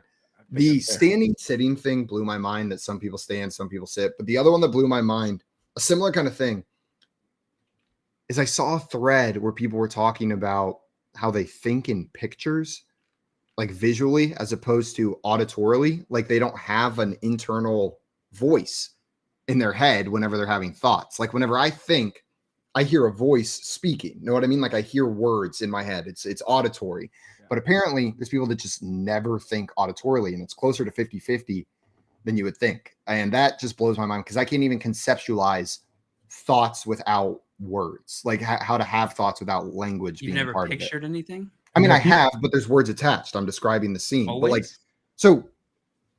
so what I'm saying is having thoughts without words, period. Like no, not always. I know. I'm probing a little deeper here because I'm curious. Like I can picture a scene without having the words being described in my head. I'm like picturing things about it or picturing concepts without the words attached. I guess what I'm more thinking is like whenever I think I want a hot dog, how does someone who doesn't, I don't even like hot dogs, but like someone who doesn't think auditorily, is there just a visual? I'm not thinking like, of course I can visualize something, but more whenever it's not about visualizing something, whenever it's just a passing thought, the things that happen throughout the day. Oh, I need to go to the restroom. Oh, I should shower. Oh, I'm hungry. Like, what are those thoughts like for someone that doesn't think auditorily? But there are some people apparently that don't have either. I just saw that online that there are some people and that they're dead. That yeah, producer Keith says that. I think like that. I'm an NBC. Like you just have no. You're just kind of doing it. Wiping this glass, just cleaning this glass. But I know what you're saying, Simon. I don't think it's one or the other. I think it's No. more like what your go-to is. Like some people, you say banana, they immediately start thinking about bananas. Whereas some people, you say banana and they immediately visualize the banana. You know, like for me, it takes a little thinking to visualize. For like, my default isn't to visualize it; it's to think about it. Think about the things associated with it, the words. I feel the banana. That's a third one. I am the banana. Is the fourth? I become the banana. And then there's Keith that just apparently his brain is full of mothballs and. No, I don't think one is superior to the other. Just it was one where it like blew my mind that there's people that don't have an internal voice, like ever. Whenever they're thinking, there isn't an internal voice. That's a common experience that is just completely foreign to me. Something I can't even imagine. I feel like if you just listen into Keith's head, it's like the soundtrack is similar to like a Western. It's like that's all that plays the whole time. Tumbleweeds. Tumbleweed rolls by. Yeah. Dustin Yeah, said, "You say banana, and I hear the song." Which song? The banana song. B-A-N-A-N-A-S. Oh, I was thinking, who That's- sings the banana song? The Dale, Oh. daylight Like, come in, and I wanna go home. That's the banana 6 song, foot, right? 7 foot, 10-foot bunch. Right? That's the bananas. That's Lil Wayne. Lil Wayne, dude. 6'7" bang. I was going to say Tommy wrote It Harry is. Abelarte, and I was like, I don't think it's Abelarte, and then he corrected it to Belafonte. Yeah, Harry Belafonte. There you go. I watched the Harry Belafonte Muppets episode from like the 70s or 80s, whenever that it was old. Sorry to anybody that I'm mixing up decades for, but it was top notch, absolutely top notch. Harry Belafonte these days kind of looks like Tony Dungy. I just pulled him up. Tony Dungy. Like Harry Belafonte now or in his Harry prime. Belafonte now looks like a more handsome Tony Dungy. Is that possible? Tony Dungy's a pretty handsome man. Yeah, he's an angel for sure. I don't know why. I feel like my first Super Bowl memory, like where like it stands out in my mind, is the Tony Dungy Super Bowl. Like that one is like a strong memory to me, where most Super Bowls as a child aren't super strong, but like that one stands out in my mind for some reason. That one, and then of course, the one with the Janet Jackson halftime show as a 10-year-old. That was all anybody talked about at wrestling practice for like the next 4 days. So those are the two that stand out in my mind. But Tony Dungy winning one is like my first like Super Bowl that I was like really into. Memory. Yeah, I got the first Super Bowl I was really into, unfortunately, was the 97 Super Bowl that the Packers beat my Patriots. And that's what I picture vividly when I remember the first Super Bowl I really watched the whole game. It was pretty sad. But then we had a bunch of them that were a lot more fun after that. You know I what? can't You got to remember learn my first Super Bowl. baby's first Super Bowl. JL, Baby's first Super maybe it'll be this year. Maybe you'll finally remember one. Imagine. Do you guys think you'll ever go to a Super Bowl in your life? I'd like to think so. I like to think so. I imagine it's not going to be up to me because I can't see myself ever paying for a Super Bowl ticket. If the opportunity arises, I would love to go. Yeah, but I don't know if it's going to happen. Since we went down this path, started working in this industry, I think the probability has gone up. But I'm with you, Simon. I just don't think I would ever pay unless it was for like business, like an investment, or we're gonna get something out of it. I would never pay that much for an event. Also, Jay said Favre's first Super Bowl was the first I can remember, and that he's been to one. He was at that giant Super Bowl. Oh, which one? 2007 or 2011? Do you remember, JL? I can't remember which one he was at. Who? Jay could probably tell us. I have no idea which one he was at. Maria in here said the Super Bowl where we beat the Patriots, the most beautiful Super Bowl, and probably the one I'm remembering watching most vividly. There were two. I do remember that one. There were two of them. Okay. And Jay said 07 is the one he was at. He was at the 07 Super Bowl. That was a good one. Wait, were you asking about Maria's comment? Me? No, I was asking about Jay's. About Jay's comment, okay. Yeah. The two of them Which one seem he to was forget at? that you also beat us later. That was the one where we were undefeated, 07. The next one was the one where you guys only had 9 friggin' wins during the regular season, and then you won the Super Bowl.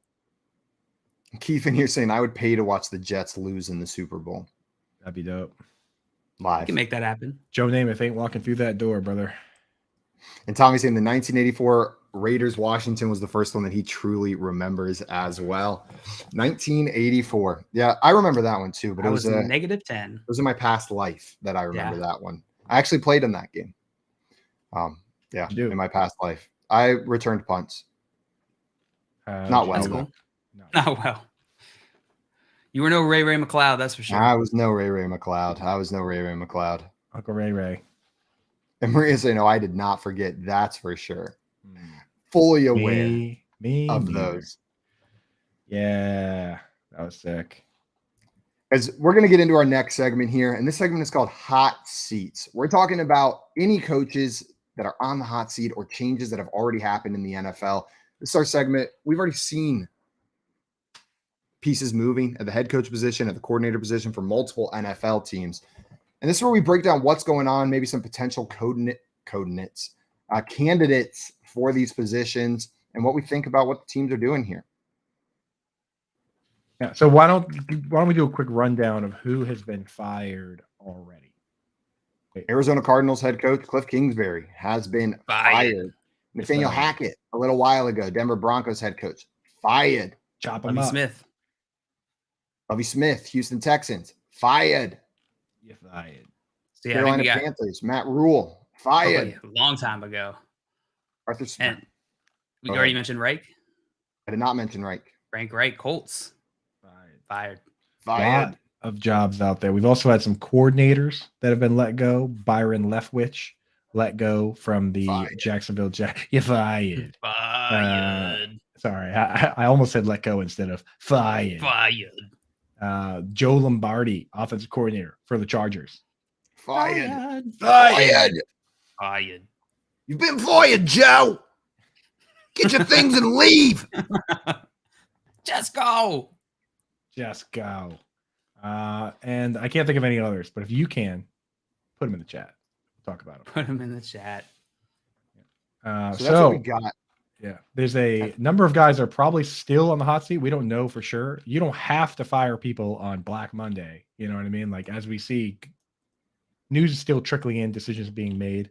One that I've seen, which I lean towards keeping this guy because I'm selfish and I like the way he operates for fantasy football. But there's been some rumors that Ron Rivera could be on the hot seat, Washington Commanders head coach.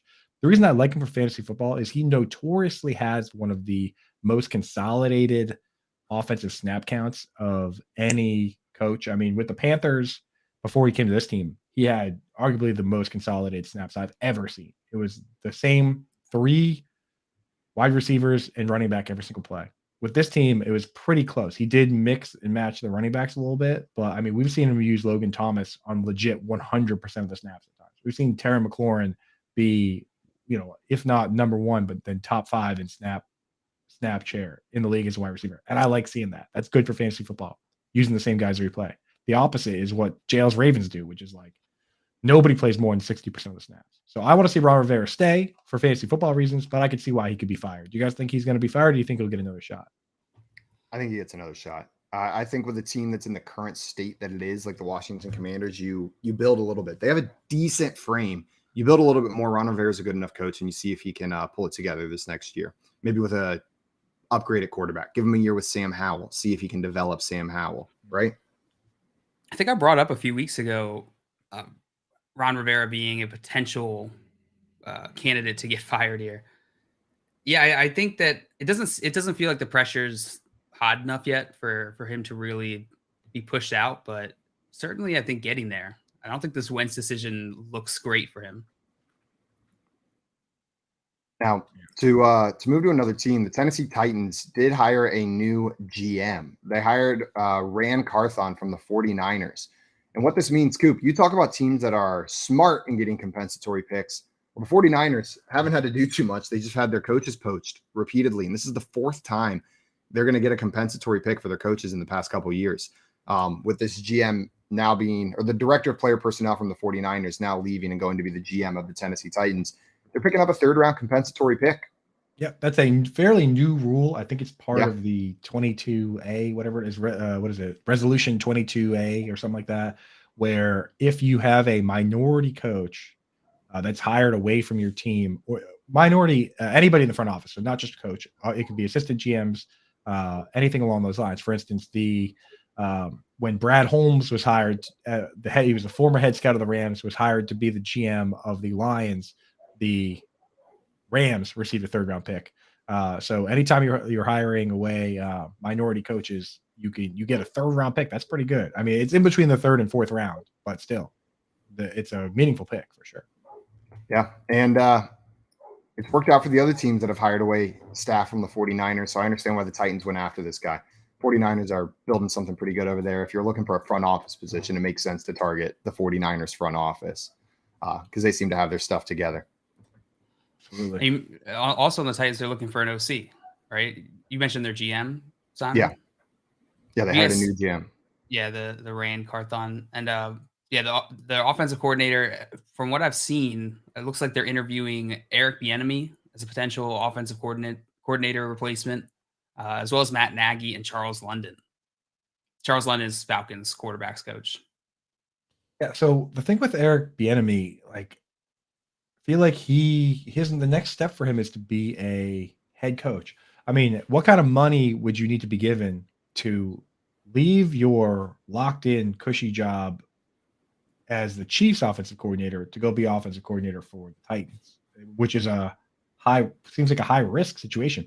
Like he could probably stay and just be the offensive coordinator for as long as Andy Reid's the coach, right? So I just don't get why it would have to be a lot more money to put my neck on the line to go do that job and potentially get fired from that job within a couple of years, So Right. I feel like the next step for him is to be a head coach rather than just to leave to be an offensive coordinator somewhere else. I just don't see why he would do that, Seems like an unnecessary risk, right? Like here in Kansas City, he's got it pretty good. He's building his resume consistently. I think he would probably kill it as the Titans offensive coordinator, but why change that position for a lateral move whenever the position you're in continues to build your head coach resume? Yeah, the risk could be that people look at Matt Nagy. So Matt Nagy used to be the offensive coordinator for the Chiefs, and then he went to be the head coach of the Bears. People might look at it and say he hasn't proven himself because he's been under this other coach. So maybe the way he's looking at it is, okay, no one's going to hire me to be a head coach. I need to go transform another team's offense, and then people will say, okay, this guy knows what he's doing. He can come be our head coach. I guess that would be one narrative to go that way. It just seems like a lot of risk because, things can be outside of your control. What if he is a good offensive coordinator? He goes to a bad situation, and now people think, oh, well, now we can't possibly hire him. I think I would just stay. But I could see why you might do something like that, but I don't know. Seems kind of dicey. Yeah, I'm with you. It definitely seems like a lateral move, which you don't often see. I'm curious, like why even take the interview then? Just kind of maybe he likes fancy dinners. Scouting. Yeah. What are you guys doing? Popping Tell me your ass. secrets. Right? Do you guys have Xbox in the locker room or PlayStation? Does he writes it down? He's like, trick question. I'm a Nintendo guy. Next. That's why he leaves. Dinner. That's why he leaves, because he's the Nintendo guy, and this whole time Andy Reid's been such a PlayStation guy. Yeah, he's so sick of it. Yeah, but Andy Reid still plays like the PlayStation 3, and he's got the PS Move with a little ball on the end of the controller and does like the motion activated games that was the knockoff of the Wii. The only thing he'll play. Oh, let's be real. Andy Reid's not playing any motion games. His favorite game is Wii Fit. That's his number one favorite game is on the Wii Fit board. Just likes bowling. You can tell. Yeah, bowling. Wii bowling, it sounds exactly right. Also, Tommy said Andy Reid was one of my favorite coaches till the ring around the rosy crap. Pure disrespect and Bush League move. I hope my new favorite coach, Doug Peterson, kicks his arse. Hey, Tommy, I'm going to be real. Your boomer is showing. Your boomer is showing. Let these players have fun. They're playing a game. They went out there and it worked. They scored a touchdown. I know it was against your Raiders, but I have no problem with that. If it's in the rules, it's allowed on the field. Maybe you didn't like Fair it as game. an opposing fan, but it's fair game and it worked. Like you can't argue with the results. And really, there's only going to be like so many things the opposing team can do that you're going to like, right? And I understand not liking Ring Around the Rosie, but Yes. Andy Reid is still an all-time coach. He's the Listen, dude. I don't like getting teabagged in Call of Duty, but I respect it. I respect. They got the kill. They earned the team. They earned the teabag, and I have to take it. You just got to come back and beat them. And Tommy said, I was like, nah. Yeah, there's an easy way to shut that down. Win. Yes, Tommy you guys said, suck. You guys suck. No, I think that's the Raiders. Yeah, sorry, man. But not as bad as the Broncos. And that's why Coop ate an entire tomato. Tomato Coop. And dude, the funny thing is that one of the Broncos players was the people that was most upset about that. Right? Who was it? Quinn something. Yeah, Quinn Miners. Miners. Quinn Miners. He did not like that, and he hates losing to the Chiefs. He made that pretty clear. So I don't like that. I don't like it. That's right. I remember you bringing that up. Yeah, he was not pleased about that. So we'll see. We'll see what happens there. But until you guys stop Patrick Mahomes, there's probably going to be a lot more kid games being played on your expense, my boy. Yeah. Moving on to another team here, the Rams. They are hiring an offensive coordinator this offseason. And the only interview I see listed here is the Jets' former offensive coordinator, Mike LaFleur. How do you guys feel about that? That's an interesting one. I do like the notion of hiring LaFleur. just because we have the coaching trees, and there's something to be said about that, because it's such a weird profession where there's all these secrets, right? There's, people can figure out your plays from the tape and stuff, but there's a lot of secrets in what you do that you might not even share with your coordinators. You might not share with everybody. You know what I mean? Like, it's your coaching tree is going to know a good amount of it, but there's a lot of secrets involved. And when it comes to family, I feel like it's easier for those secrets to be shared. Like, why would Bill Belichick is going to teach everything he knows to his sons? Jim and John Harbaugh probably talk about every single thing. They probably talk coaching all the time. They're not hiding things from each other. You know what I mean? You think you can have a conversation with Jim Harbaugh for more than 5 minutes? Like, I bet John tries to talk coaching. He's like, yeah, well, why aren't your khakis pressed, John? Right. And then the conversation just gets derailed. Shoves a basketball into his stomach. And he's like, where'd you get a basketball? He's like, hoop up. He's like, check Hoop it. up. He's like, let's go. You and me, one-on-one. They're eating dinner. He just clears the table. Archie wipes it all off. Throws Uno down. Yahtzee right now, one-on-one. Loser has to take off his pants. I'll be the, 49ers, and you be the Ravens.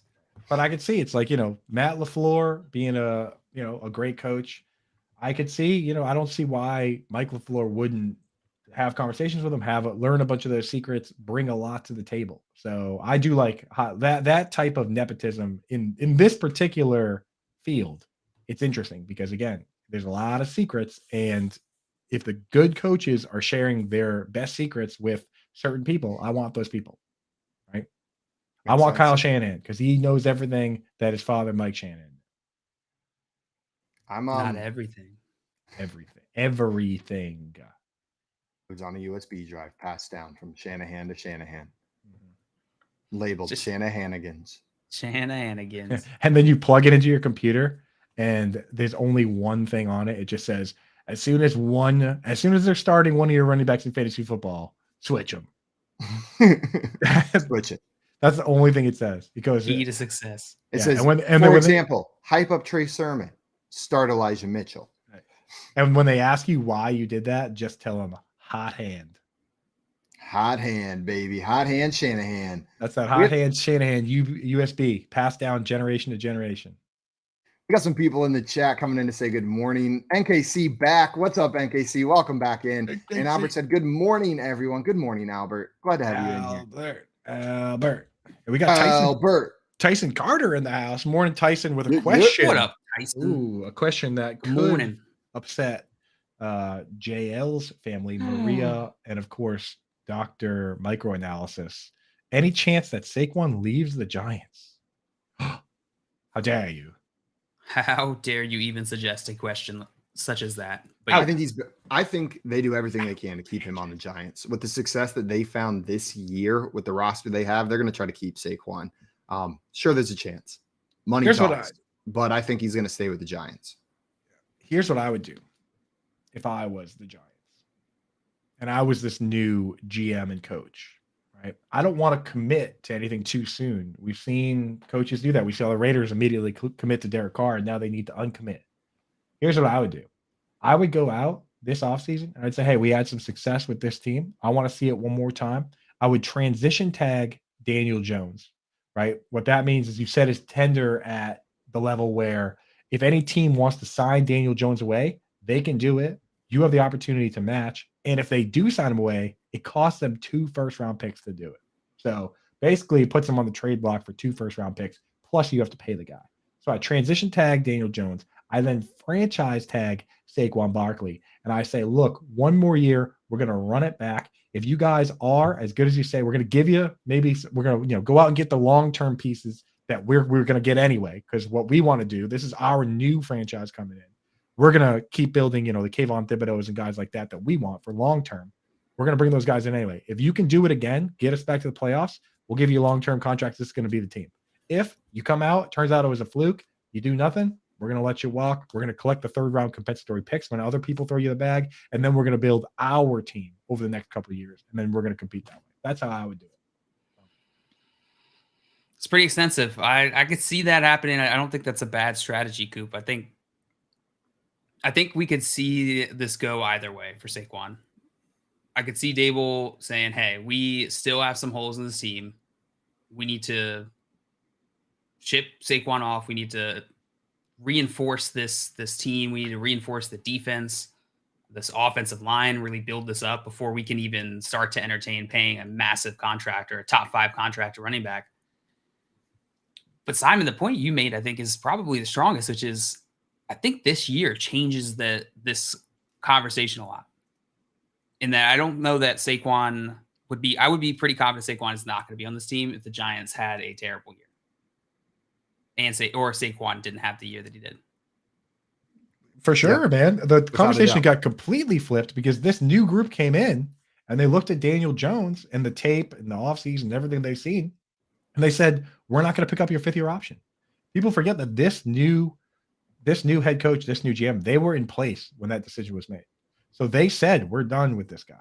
They could have had him for $22 million, which the franchise tag is like over $30 million. The transition tag is going to be above that too. It's like 25 something. So they already said that. And then this year, JL, just like you said, turned everything around where now it's a totally different conversation. I think just like, I'm fully on board with what you said because they already pretty much told us that. They kind of told us we don't want this guy back. And that probably meant no Saquon either. So kind of crazy. This team dug their heels in and gave themselves another chance. Yeah. Freaking made the playoffs and then won a game. And they got a shot to take down a division rival, the number 1 seed, to keep their perfect record against 1 seed in the playoffs. Like if they win this game, this is a team that's in the conference championships. They're 1 game away from being a conference championship team, which is absurd given their roster. I don't see how they don't bring back Daniel Jones and Saquon Barkley especially if they win this next game. They can do it. Force them. They can basically force them to come back for 1 year.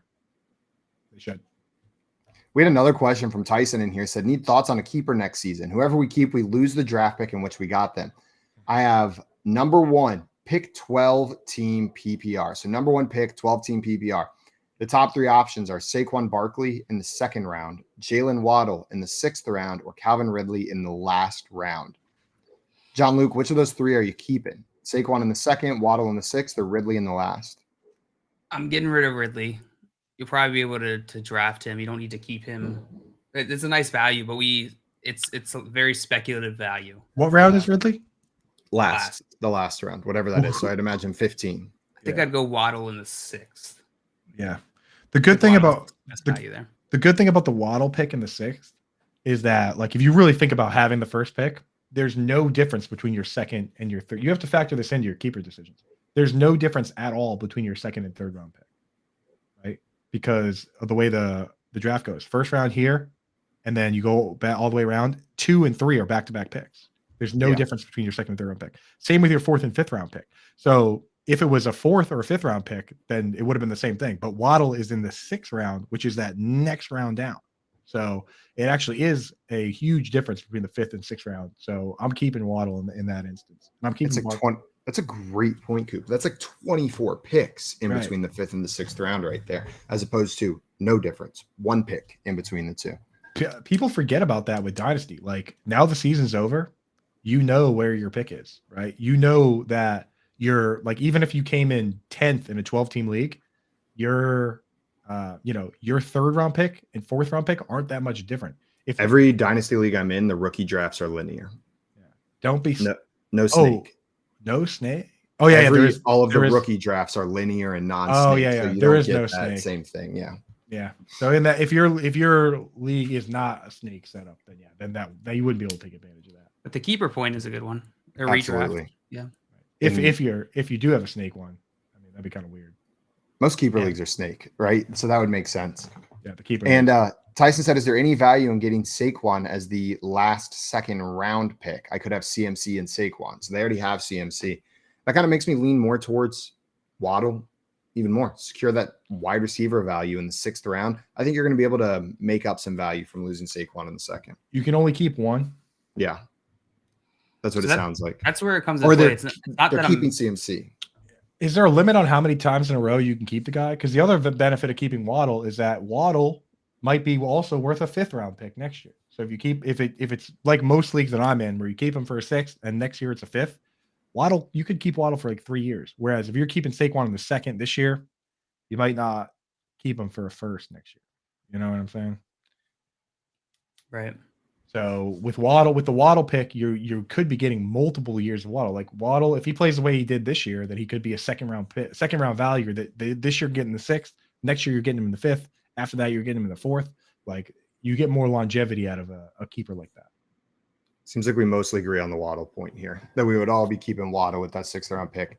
Nick had another question for us. Good morning, guys. What game Nick. are you most excited for this weekend?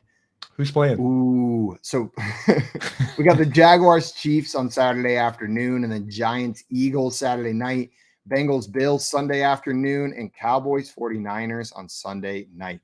Honestly, I'm excited for each and every single one of these matchups. They're all fun for different reasons, but if I have to pick one, it's going to be the Jaguars Chiefs game, because it's always fun to watch a Chiefs game, and just the hot underdog team. I feel like that's the big underdog story right now is the Jaguars. I want to see if Trevor Lawrence can come out and have a full, complete good playoff game instead of a tale of two halves. And I'm excited to see if they can pull off the upset.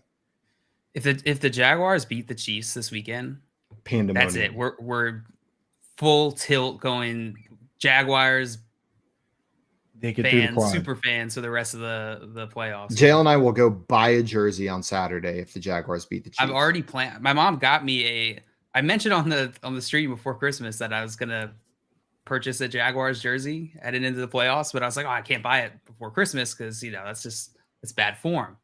Buy things for yourself before Christmas. So my mom heard that and got me a gift card to Dick's for that specific reason. Give me for a Jaguars jersey. So we're gonna have to get one, Simon. Let's do it. I was going to take you to my sketchy jersey shop in San Antonio that's at the mall where none of the stores are quite right. Like they all look like stores that you've heard of, but they're not. Like it'll be like every name on the back is Stewart. It'll be like caps instead of lids for the hat store, and you just walk in. There's like a store that only sells Funko Pops. That's it. There's a slot car derby track in the mall, and there's also a store with the most aggressive and friendly salesman in there that sells jerseys and sports memorabilia and all this stuff. And you walk in, he's tried to get me to propose to my girlfriend while sitting there in order to buy a hat. He's like, oh, she's so beautiful. Why don't you use this hat? Propose to her. And he gets down on one knee. He works it. He's almost worth going to the store just to hang out with the guy selling you hats and jerseys. Did you buy the hat? Did you say yes to the hat? I did buy the hat. You said I do to the hat. He got you so good. So the stores are like Hot Tropic. And, exactly. Hot Tropics in there. Clears too. That's the store that's all just Funko Pops. That's just a regular Newberry Comics. There is truly a section of the store where it's almost like garage sales where there's mesh cages that people set up their temporary stores in, and it is all Halloween themed year round. Doesn't matter. There is a full Halloween themed section of handicrafts in this shopping mall. Jerseys. So we'll go get our Jacksonville Jaguars jersey if they win, JL, and then some Halloween crafts. Nice. And then we'll race slot cars and buy Funko Pops. JL, which game are you most excited for? Is it that same one? I'll go with a different one. I probably am most excited to watch the Jaguars one but the Bengals Bills is going to be wild. I think they're here. I'm excited to see that game. Yeah. What's interesting is all three of us have a different game we're most excited to see. Which one did you pick? Cowboys? I'm excited to see that Cowboys-Niners game. The Niners knocked the Cowboys out last year, right? So on one side, you have this team that everybody calls frauds. People by default don't like them, which is the Cowboys. I feel like the default instinct is to say, I don't like the Cowboys. And, people calling Dak Prescott a fraud, people disliking Jerry Jones.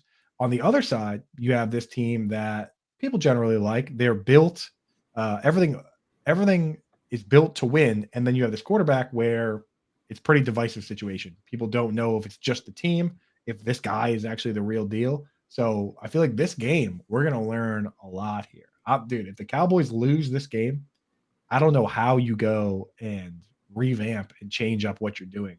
Because, the Cowboys in reality, things have kind of gone according to plan for the Cowboys for once. They don't have too many major injuries. They actually have a good defense for once.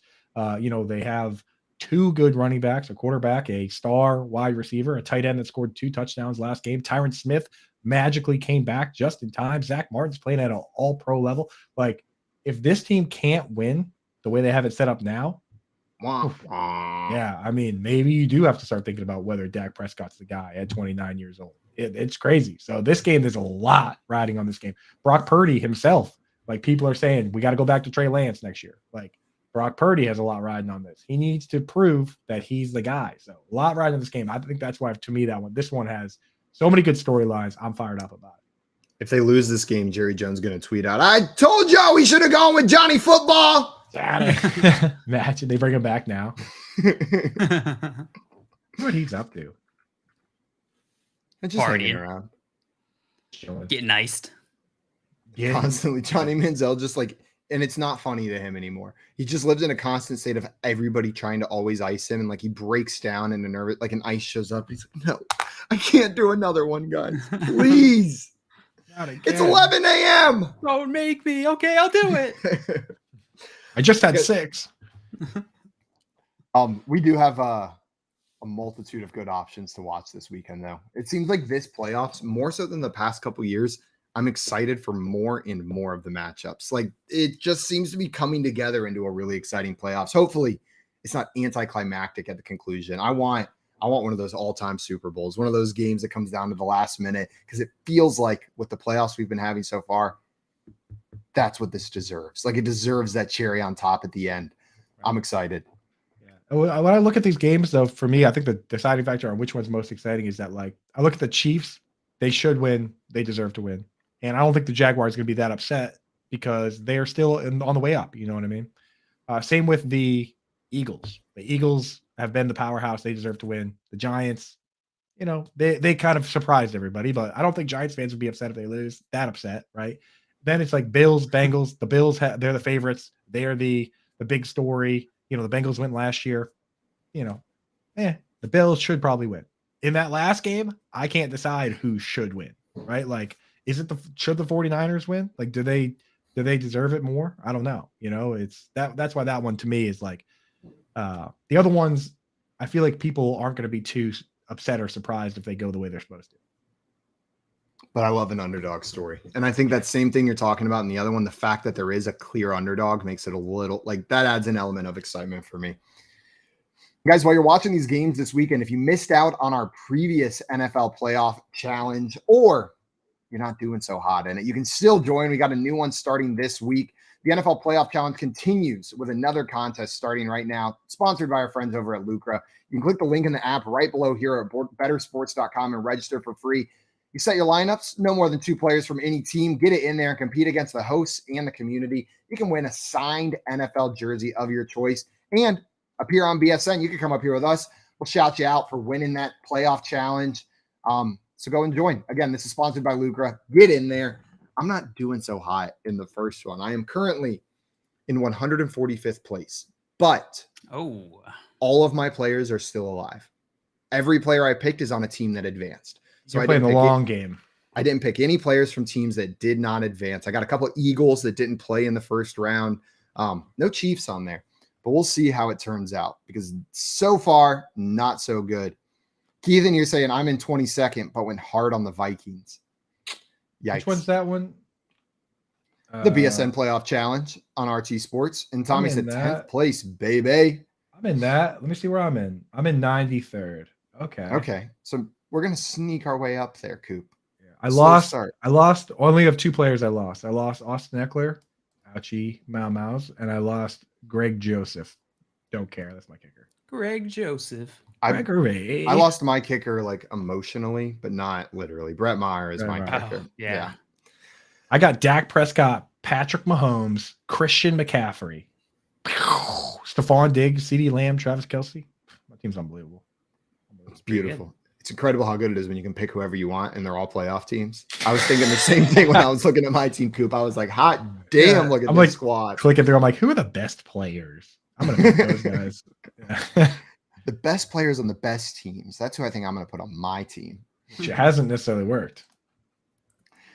Guys, coming up, we're going to play some fantasy detectives. We've also got an ice cream draft. We're going to be drafting some ice cream flavors, and then we're going to impart our knowledge on you in a segment we call the Moreau You Know. Right now, you're listening to the Front Yard Fantasy Morning Show here on Better Sports Network.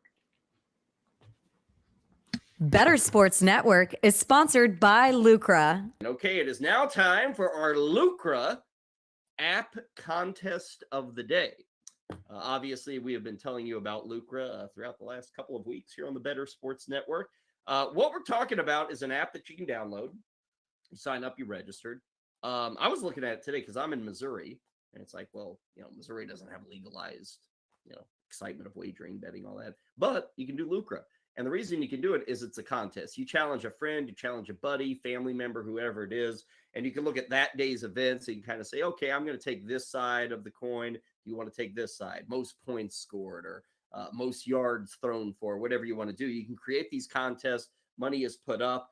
Right now, when you sign up, you download the Lucra app, you sign up, you register, use the promo code BSN, and they will throw in a free $5 for you to get rolling. So get that app, use the promo code BSN. You're good to go. Challenge your friends, your family, enemies, whoever you want to challenge, you can do it. Ray and I are challenging each other in our own little contest, and we'll do this throughout the week where we'll kind of say, I'll take this side, you take that side. We are looking specifically, Ray, today at the Cincinnati and Buffalo game. This will be the first game on Sunday. Right now, the money line has Buffalo minus 225, and Cincinnati is at plus 190. So I send you the contest. It pops up in the Lucra app. People will see, oh, so-and-so wants to challenge me. Let's see what he's wanting to play for. So, Ray, we're doing a challenge on the pick'em, the money line here to win straight up. Buffalo, Cincinnati, what side do you have? I'm taking the side where I'm going to win, and I'm not going to get any money for it. I'm going to take the Bills. It's a tough matchup, right? And there's absolutely a path to success here for the Bengals. I just looked at the Bengals last week, and you mentioned this yesterday. Yeah, like they didn't look sharp. And again, the game flow and the way it went, and okay, but they didn't do much in the second half. They didn't have the ball, but they didn't do much in the second half. They've had a hard time establishing the run of late. More importantly, they've lost multiple offensive linemen, so now there's all kinds of concern, which is the area that they work to strengthen on. We all were excited about the offensive line coming into the season. The season started, the offensive line wasn't very good. We all said, what the hell? They finally figured it out, got rolling. Now the guys are falling away with injury. There are concerns with the Bills that I have expressed with you for weeks now, months now, even with the offense. But it's a home game for the Bills. I think that they're going to pose some problems for the Bengals. And I think that they'll win, but that money line would not make me excited about betting that one specifically, but using Lucra and getting able to play against you, I'm in.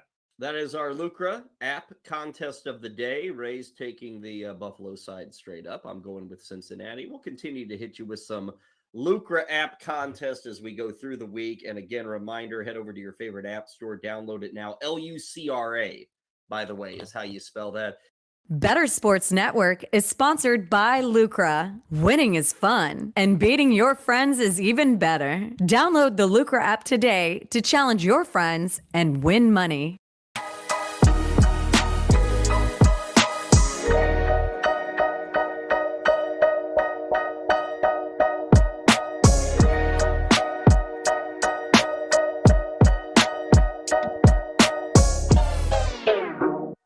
What's up, everyone? Welcome back to the Front Yard Fantasy Morning Show here on Better Sports Network. We're about to get into a game called Fantasy Detective. Jail and Coop, get your detective hats ready because you guys are going to be solving some mysteries. When you think, yes, nice detective hat, Coop. Wait, you don't think they have detectives in Mexico? No, they do. I was about to say from the classic film Inspector Gadget goes on spring break. Right. I believe it was goes on spring break. Yeah, it's Inspector Gadget in Cancun at an all-inclusive resort. And he solves a mystery. The mystery of the stolen tequila. The mystery of the missing taquitos. Tommy said Detective Cornholio. I think I've told this before on here, but I got in trouble. I didn't so much get in trouble. My parents got in trouble when in preschool, I was running around with my shirt over my head screaming, I am Cornholio. Apparently, you shouldn't let 4-year-olds watch Beavis and Butthead, according to my preschool teachers, but my parents thought it was funny that I was Cornholio. They were like, okay, we won't let them watch Beavis and Butthead anymore. In the meantime, they're like encouraging me. They're like, Very sorry. I'll give you $1 to be Cornholio. Like they're at home, like egging me on. And they're like, at school, you can't be Cornholio there. We have no idea where he learned that. I can't guess. No idea. Not a single clue. Also, I see Kevin over here. What's up, Kevin? Welcome in. Kevin. Tompkins. Always reasonable. And he said, Andrew, playoff challenge, chalk donkey Cooper. Dude, if you want to come in 93rd like me, then you got to go with the chalk. Nothing but chalk. And Craig said a good hot hand and cheese sandwich. The old cat's called Kyle Shanahan. You guys ever make like a hand meal where like it usually happens at like 2 a.m. where you're like, I'm not doing this whole plate thing. I'm not even getting a paper towel. Like that's too much work. Like I'm just grabbing a paper towel. I'm grabbing the jar of peanut butter. And if I have enough energy, we'll get a knife and we'll scoop it on there. If not, I'm just taking the tortilla and dipping it straight in the paper towel bin and then smushing it around like this, where you fold the tortilla in half and spread it around. Sometimes you got it. I'm with you, Simon. The peanut butter tortillas are the go-to no plate food. And because they're easy. You can put them on a couch.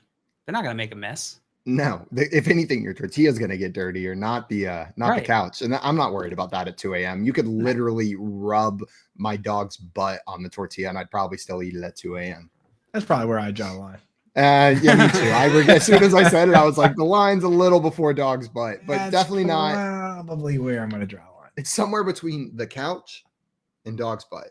Where I draw the line. Tommy asked if you go front to back with that. Well, with the dog, it's definitely top to bottom, bottom to top. That one's just on a wall on the back. That's fair. Unless your dog sits to wipe, at which point I guess you got a very fancy dog. Super fancy. Kevin said, I wake up and eat shredded cheese out of the bag at 3 a.m. Oh my, nothing hits shredded cheese. Just a little pinch of shredded cheese. It's so good. I've been there, Kevin. Guys, we're going to get into some fantasy detectives. Here's how this is going to work. I'm going to read you a series of clues one by one. And after each clue, you'll both have an opportunity to guess who you think the NFL player we're talking about is. If you get it right, you're going to get as many points as clues that are left. If you're wrong, your opponent gets an opportunity to guess as well. We'll alternate based on the question, who is going first? And based on random decision, Coop, you're going first in this first round. Because you didn't annoy me. Huzzah! Huzzah! I'm taking the high road here after you made me go second because I annoyed you in the last That's true. game. I already forgot what you did, what you said, but it was something. It was something. You're such an angel. I can't stay mad at you. Before the show started, Coop was like really trying to do something like that involved audio, like video, and I'm sitting here just like singing like, I need you now tonight. Dude, and Coop's like, Simon, 1 second. I didn't even tell you to shut up when you were singing that song. Like I let you both sing that full song pretty much. It was when you switched over to both. You were also singing. You were hearing harmonies? I was hearing both you guys singing earlier. That was earlier. It was when you switched over and you went back to singing that Whopper song that I had to tell you to shut up. That's when I was like, hold on 1 second. It was so it was fine when you were singing. I forget what even I Need You More Than That. Which one is that? Is that the final countdown? No, it's Total Eclipse of the Heart. Yeah, that was fine. It was when you got back, when you went back to the damn Whopper song, I had to shut it down. Everything comes back to the Whopper song. Everything Truly comes back to the Whopper song. Here's your first clue, Coop. When this wide receiver's career is over, he wants to master cooking and possibly open a restaurant. Who's this player? I don't know who it is, so I'm just gonna I gotta guess a name here. But how about Tyler Lockett? It is not Tyler Lockett. John Luke, you got to guess? Can you say the clue one more time? When this wide receiver's career is over, he wants to master cooking and possibly open a restaurant. Master cooking and possibly, man, Tyler Lockett's such a good guess. I know he does real estate though, so he's got a lot of. I mean, but I could see him doing multiple things. He's got a lot of cooks in the kitchen. Hey. Tyler Lockett gives me the vibes of like me as well, how I handle hobbies. Like I get really into it. Okay, next one.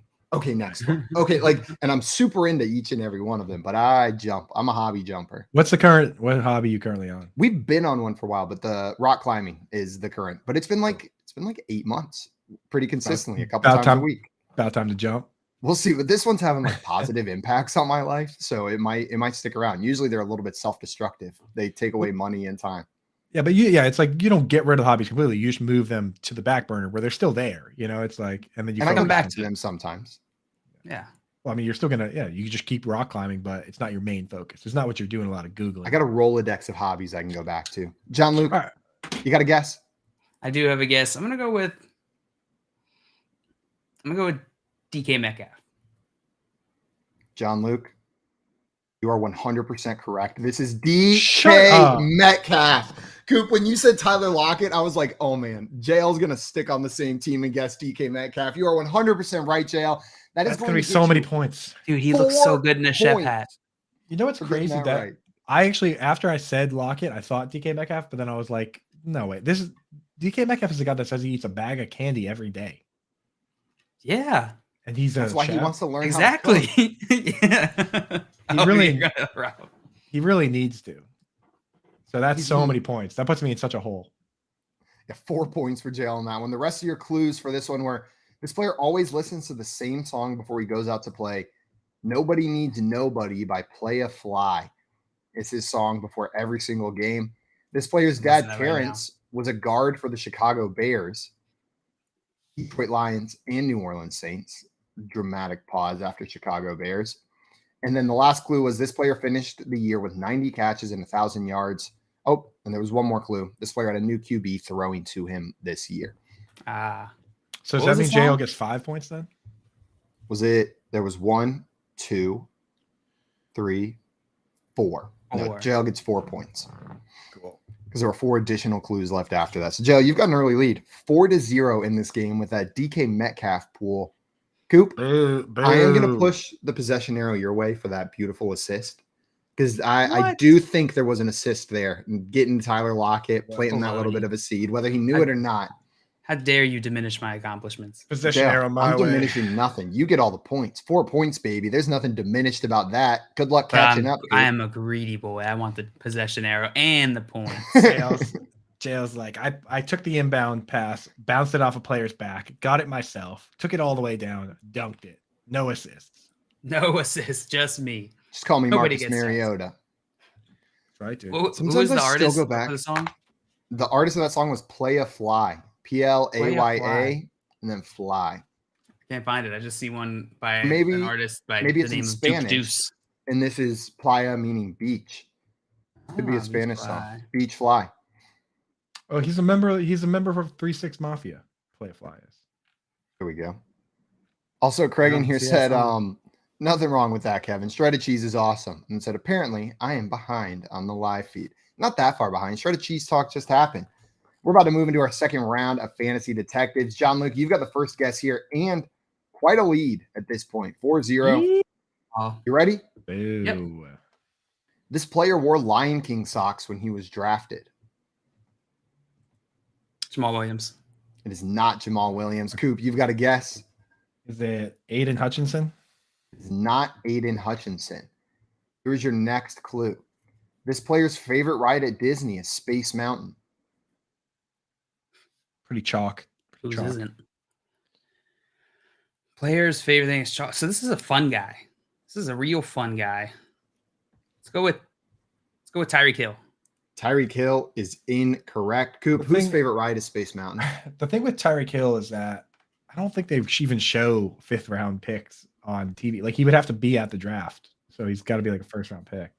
Is it was it Daniel Jones? Coop, it is not Daniel Jones, which means we're moving on to the next clue. I In was college- about to. That was Daniel Jones. Like, what is this? Who is this guy? Pay him. Pay the man. We got some people in the chat. Ward Junker saying Space Mountain overrated, and Craig said Space Mountain is being removed. Is that true? Removed. They getting rid of Space Mountain? Is this Disney World or Disneyland? That seems wild. Not that like it's my favorite ride in the world, just shocking that they're getting rid of it. They did get rid of my favorite ride ever at Disney in Orlando. My number one favorite ride is gone now. What The was it? Snow White's Haunted Woods ride. Did you ever go on the Snow White ride before they got rid of it? It was Nah. genuinely scary. Like not a little bit. And every time, the reason it was such a funny ride is you would stand there by the ride and watch family after family come out with the children just crying because you would stand in line, you think, oh, Snow White, Disney, and then you get in there and like it's actually terrifying. I think that's probably why they got rid of it. A little too scary. Yeah, they probably too many bad reviews from kids that didn't want to be terrified. Yeah. Okay, JL, here's your next clue. And it is, in fact, the last clue for this round. We got less clues for this one. No, there's 2 more clues. In college, this player was teammates with Noah Fant. Luke, you got a guess? The heck did Noah Fant go to school? Let's go with Jerry Jeudy. It is not Jerry Jeudy. Coop, you think you got it? I do have it. It's because they both played the same position. TJ Hawkinson played with Noah Fant in college. This is TJ Hawkinson. Wore Lion King socks and he was drafted, and his favorite ride at Disney is Space Mountain. Shout out to Kevin Tompkins in the chat getting this with Hawk pretty early. Tompkins, attaboy, dude. Boys. Attaboy, Kev. Coop, that's going to get you 2 points. How early did Kev get it? Did Kev get it from the? I have the chat. I think it was after the Lion King socks one. Whenever Kev got it, if I remember correctly. That would have been big points. He knew it. He knew all about his sock choice. The last clue was going to be this player leads all tight ends in receiving yards this season. TJ Sockinson. TJ Lion King Sockinson. Sock'em robots. And Craig said in 2024, Space Mountain in Disneyland is going away. Is Disneyland the one in Florida or California? Florida. World is no, other way around. Land is Oh, California. yeah, right. World Land is California. Florida. That's right. Gotcha. Never been to land. One day. Maybe not. Never been to 'cause I World. don't care that much. You've been to land, but not World? Yep. So you went to the one in California, but not the one. Yep. That's crazy. Well, we didn't go like the purpose of the trip was not to go to Disneyland. It was just we were in San Diego, and that was one of the things that we did that day. And you were like, why not? Let's go crazy. Let's go. We also went to Tijuana one day, and I bought handcuffs, and the border people did not like that so much. Which which did you like better? I was almost getting thrown in Mexican prison or Disneyland? That's good. That's a good question. I don't know. Mexican prison didn't look as bad as they made it seem in Narcos, so I'll say prison. Yeah. Okay. Which was more exhilarating? Easily prison. The Snow White scary ride. Or this dilapidated amusement park. You guys ever watch Locked Up Abroad right before you travel? Like you're about to get on the plane to China and you're watching the Locked Up Abroad episode and you're just like, I'm not getting on this plane. I can't do it. Cut that out. Like it's the worst show you could possibly watch. But it seems like every time before you're about to take a big trip, it just appears. Like it's always like itself. So it's like it's always like the Philippines. I feel like here's the Filipino prison, or it's like here's the Swedish prison, and everything is like high tech, and everybody's always just in like one person in one room at a time, always. And they're complaining because they have a PS3 instead of a PS4. When I went to Europe this year, on the way there I watched All Quiet on the Western Front, and after that movie finished, I was like, on second thoughts, maybe we don't go to Europe. It seems like a pretty dark and gloomy place. It's a pretty intense movie to watch on your way to Europe, Coop, to like get you hyped for a Europe trip. Why would you watch that? You watch us Taken. It was so weird. Not only did I watch that, I watched that on a red eye to Iceland. And when I got there, it was like, it was like 7 a.m, but it was like pitch black out because of the way Iceland works. So I was just like, it is quiet. You're like, hey, random question. How close to the Western Front are you? Because it's pretty quiet here. Yeah, pretty quiet, dude. Yeah, it was pretty scary. So yeah, that was a good film though. But yeah, pretty traumatizing. We got Keith messaging us saying, yo, Simon, this Snow White ride is terrifying. I'm not kidding when I tell you guys, like, it wasn't just like, oh, a little scary. Like, it was terrifying. Phenomenal ride, and it's gone. You guys ready for the next round? Coop, you're losing 4-2, but it is back to you. You ready? Yeah. Here we go. Clue number 1. In his rookie season, this player was arrested outside of a golf tournament for disorderly conduct. Awesome. Outside of golf tournament for disorderly conduct. His rookie season. When was it, Simon? His rookie season. This player was arrested outside of a golf tournament for disorderly conduct. Good try, JL. That sounds like Marshawn Lynch. It was not Marshawn Lynch, but I like the guess. John Luke, you got a guess for me? Let's go with this player is arrested or golf tournament rookie year. Let's go with I have no idea. Oh my god. I don't even know who to guess. Joe's like, this could be an insulting guess. Whoever I guess, I think is capable of getting arrested for disorderly conduct. I'll go with Daniel Jones. Is not Daniel Jones, but I also like that. I like the idea of him like just obliviously getting the disorderly conduct. Like he just isn't aware that he's not on the next hole. Like he finished the tournament and he's in the parking lot just swagging golf balls, thinking it's the next hole. Arrested. Daniel Jones, Mexican prison. Here's your next clue. Before this year, this player never had a 1,000-yard receiving season. So before this year, this player never had a 1,000-yard receiving season. Coop, you got a guess? I think I might remember this incident then. If this is the guy I'm thinking of, then he was arrested for throwing rocks, and it was Christian Kirk. Coop, this is Christian Kirk. You are absolutely correct. There's only one more clue, though. So this is going to give you 1 point for correctly guessing Christian Kirk. Gotta have more clues there. It's a 3-cluer. That's what we got here. They got different amounts. You're going to get 1 point for correctly getting that one, bringing it to 3-4. The last clue was this player's mentor is Larry Fitzgerald. Would that have tipped you off, John Luke? I mean, it might have gotten me closer, but it wouldn't have been a giveaway necessarily. I feel like a lot of people's mentors is Larry Fitzgerald. He's a delightful mentor. He is a delightful The man. very first name I thought of was Christian Kirk. I don't know why I said Marshawn Lynch. Had you said he was arrested for throwing rocks, I would have said Christian Kirk. Had you changed the clues entirely. Right. But I don't remember a golf. I remember that story completely. I don't remember a golf tournament at all. Well, here we are, Coop. Where was he throwing the rocks to? He was A throwing rocks basket. at something.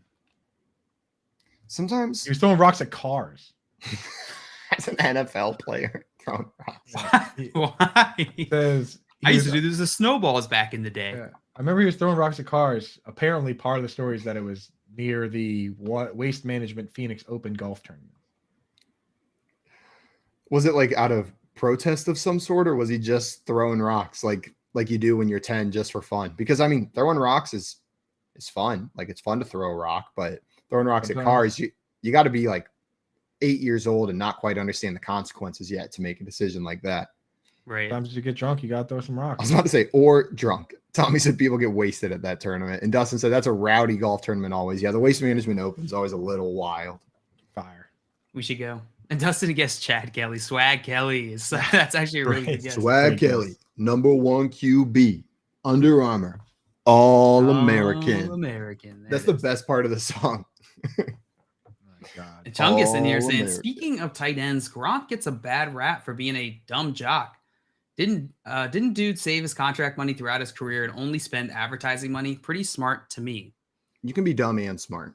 You can be totally dumb and have a financial planner who is That smart. too. Gronk, I'm not going to sit here and pretend like, oh no, like I actually think he's a really intelligent man. I don't think intelligence is his strong suit, but I also don't think everyone needs to have intelligence as a strong suit. The dude is one of the greatest tight ends of all time and wildly charismatic, right? He's so charismatic. People love Gronk. That's intelligence. That's intelligence. It's just a different kind of intelligence. Every time he talks, everybody listens.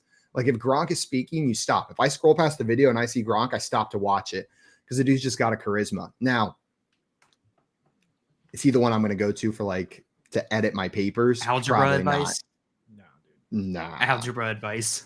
Nah. Algebra is maybe where it stops. This is like homework help as advice. I need some help I need some advice with my algebra. Well, we know his phone number. I'm pretty sure it's 7, if I remember correctly. Yeah, that's true. Yeah. The whole I'm gonna world just does. call him. More Chungus said he's faux dumb. It's an act. I ain't buying it. He definitely plays it up. I think it's a character. Yeah. You know what I mean? He plays sure. it up. He leans into his silliness. He knows what he's doing. I think he knows who he is, and he's fine embracing it and playing up that character for the show of it. He's Guys, Gronk. He likes the party. We got one more round. You guys ready for this, Coop? You started out 4-0, but you made a little bit of a comeback here, 4-3. Jail, you're going first here. You can either close this game out, or Coop has an opportunity to tie and or win it. You ready for the first clue? Let me in. Let my people go. Okay. I'm first or Coop's first? You're first, Coop. Or I mean, JL. John Luke, you are first. Here's the clue. This player earned a bachelor's degree in educational psychology and went on to earn a master's degree in workforce leadership after graduating. Workforce leadership. What was the bachelor's in? Educational psychology. Educational psychology. I'll go with Trevor Lawrence. Trevor Lawrence is incorrect. Coop, you got a guess?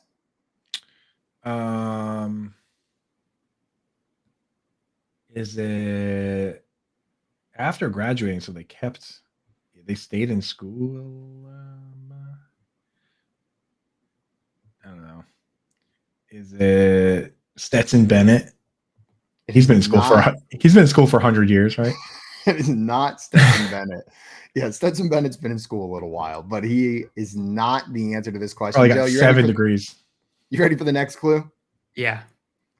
But Coop, you bring up a good point. Like, I remember Taj Boyd's last year after he graduated. He enrolled in graduate school, but really he just took like 1 credit hour of leisure skills classes and then spent all the rest of the time watching film and practicing football.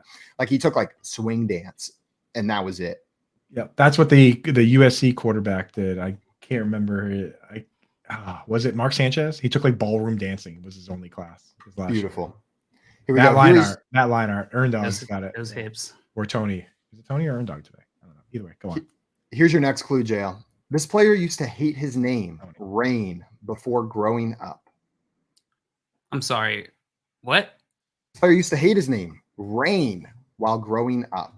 So growing up, he hated his name, his first name, Rain, Rayne. That's his first name? Mm-hmm. Okay. So probably goes by a nickname. Oh, who? Rain. Thunder, rain. I know the rain make me think of? I know the answer. I don't care. I'm gonna go with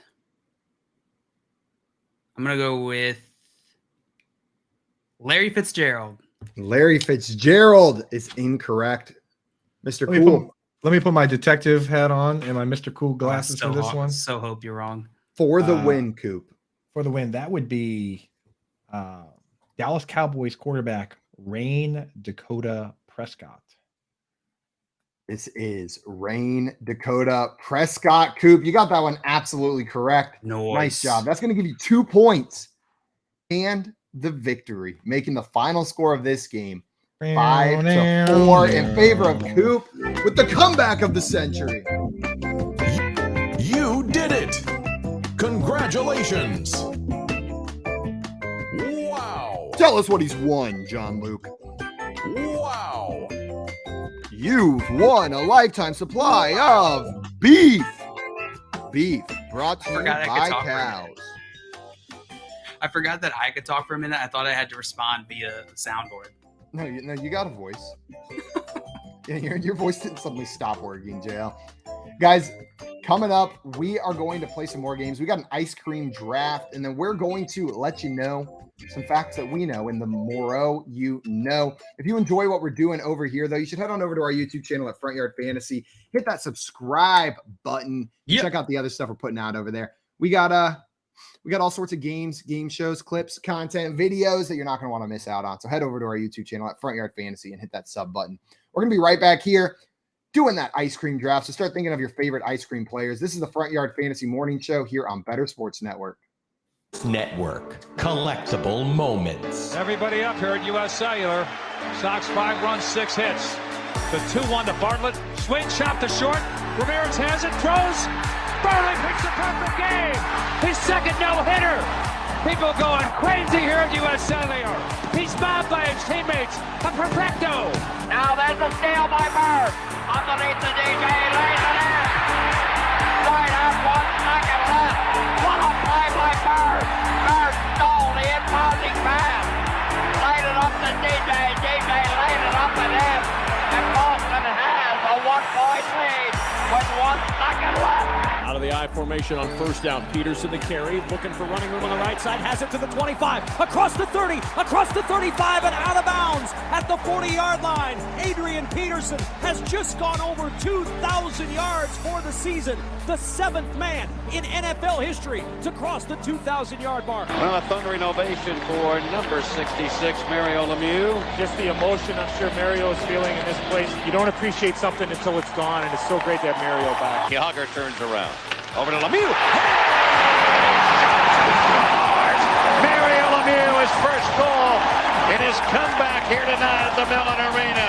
And the Penguins lead 3-0, and he is smiling like a butcher's dog. Mario Lemieux.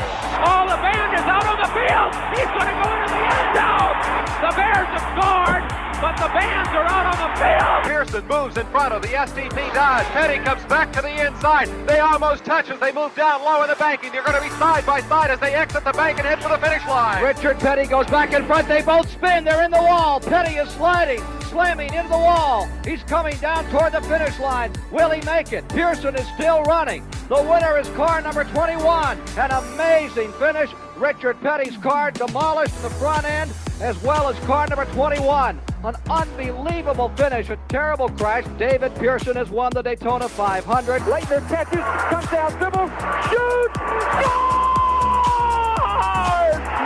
Christian Leitner has hit the bucket at the buzzer! Pitched by Downey, swinging, there's a drive into left-handed field. That ball is going to be out of here. It's gone. It's 7-15. There's a new home run champion of all time, and it's Henry Aaron. The most valuable player is Magic Johnson. 42 points, 15 rebounds, and 7 assists. He starts at center, plays forward and guard, and leads the Los Angeles Lakers to a world championship 123-107 over Philadelphia. Whether you collect sports memorabilia, fantasy championships, or winning bet slips, talk about it on Better Sports Network.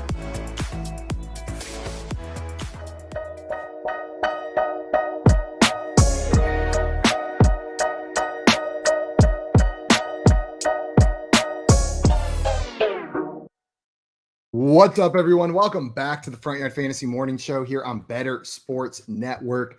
We're about to get into our ice cream draft. We're going to be drafting the best ice cream flavors. Coop, last time we did a food draft, we did cereal, and you said that you don't eat cereal. Please tell me you eat ice cream. Never had it. I heard about it though. Is that it's like the cold milk? Yeah, it's really cold milk. So cold that it's a little solid. Yeah, I'm familiar. I'm familiar with the concept. I'm gonna just like the cereal draft. I'll be drafting based on the commercials I've seen. Well, it'll be a little harder though, because it's gonna need to be flavors instead of brands. So you're gonna have to get a little more specific with your commercials. All right, yeah, I'll do my best. Do your best. I am lactose intolerant, but boy, do I love ice cream. It just does not love me. It does not. So how do you decide if you want to pay that price or not? My schedule the next day or the rest of the evening. It's the time of day. Ice cream is always late at night. It is, or like in the evening where I don't have anything going on the rest of the night. You know what I mean? Like 5 p.m. on a Friday where I don't have any plans for that night is the perfect time to eat ice cream because I can deal with it Friday night and Saturday morning. And then it's like the opposite of Christmas where you go to bed, instead of being excited for tomorrow, you go to bed dreading it. Exactly. You go to bed going, oh, I know I'm going to pay the price. I know I'm going to pay the price. Reverse usually, Christmas, where you get your gifts first and then the next morning you get it. Ward Chung is in here that I had a friend that called Dak Prescott Dax Shepard. Well, those are entirely different people. Both cool people, though. I'd like to see Dak Shepard as the quarterback for the Dallas Cowboys. Just put him out there and see if anyone notices. I feel like he'd get broken pretty quick. Yeah. You'd have to have a pretty quick release. Yeah. That's what he's known for, though. That is his specialty. You guys ready to get into this ice cream draft? Too, so, I mean, good. Look at the size. Let's do it. I think how many rounds are we doing in this ice cream draft today, John Luke? However many you guys want. 3, 4? 4, 5. 4 to 5. 4 sounds right. Let's do 4. Let's do a 4 rounds of this ice cream draft. I'm going to determine the order real quick.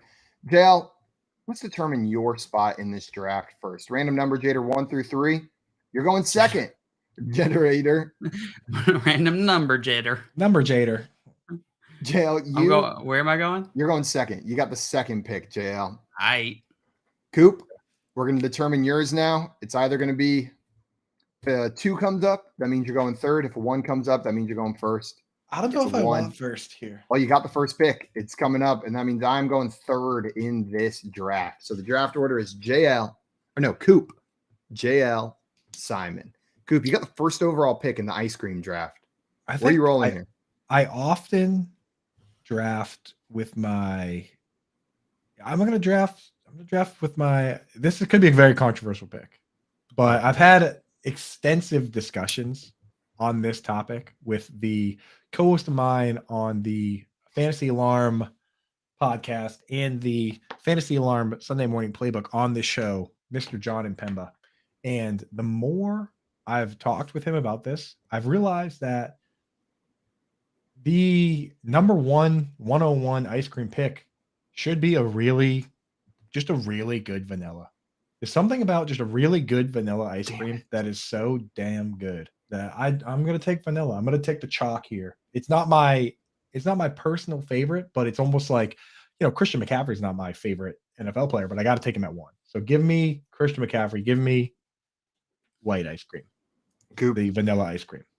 Vanilla is my favorite. Like a good vanilla, it is hard to beat. And I was thinking that it would sneak to me. I'd be able to get it on the turn, get like a high quality vanilla. But good pick. It's not an exciting pick. I mean, there's a reason they say that things are vanilla if they're boring. But I think you might have saved my team because I would have taken it. I know the fans aren't going to like it, but I would never pander to Twitter. I don't care about the poll. You don't care that you've won every single bracket we've posted. Did we put the last bracket up, or did we just were like, I'm going to win no matter what? So I don't think we put it up. I think we forgot, but we'll get this one up there. Maybe we put them both up. We put the other one up over the weekend. See what the votes are. John Luke, you got the second pick here. Where are you going? Second pick. I think I know where you're going, and I'm upset. Second pick for me is an easy one. I thought Coop might take this. It is my favorite flavor. It has always been my favorite flavor. It's cookies and cream. Oh, okay. Now where I thought you were going, but that's a good flavor. And you guys left the turn wide open for me. JL, cookies and cream, do you like it with the big old chunks of Oreo still in it? Or do you want it with like it's finely meshed where it just looks like black speckles throughout? Know what I'm talking about? Because there's 2 different kinds of cookies. There are different kinds. It kind of sounds... I feel like I put the second one towards more like cookies and cream milkshake where it's all blended up. I like them both. I like them both. Yeah. That's fair. Let me ask you guys something.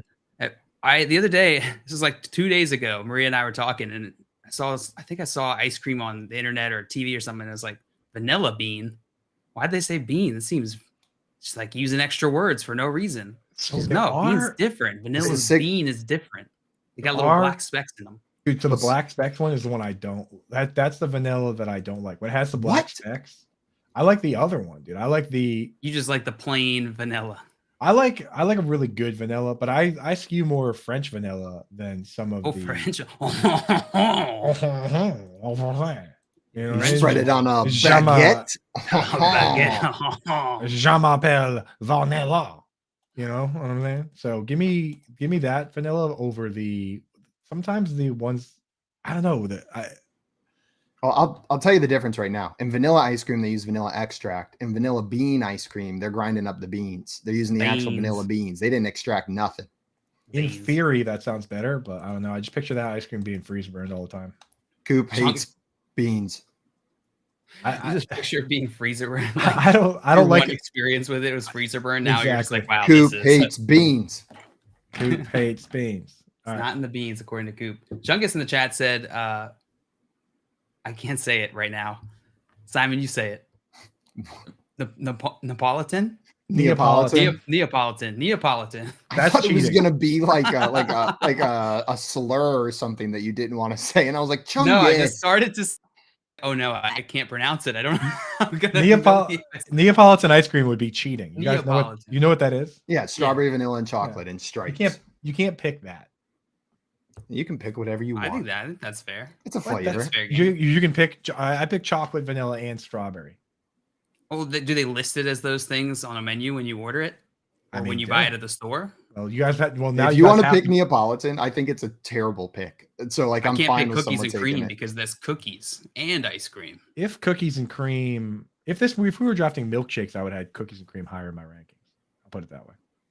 Cookies and cream is great. It's a great flurry, but Now you're just trying to hurt my feelings. Next round, I'm going to pick Neapolitan if you guys don't pick it. I'm not picking it. You can have yours. it. It's all yours.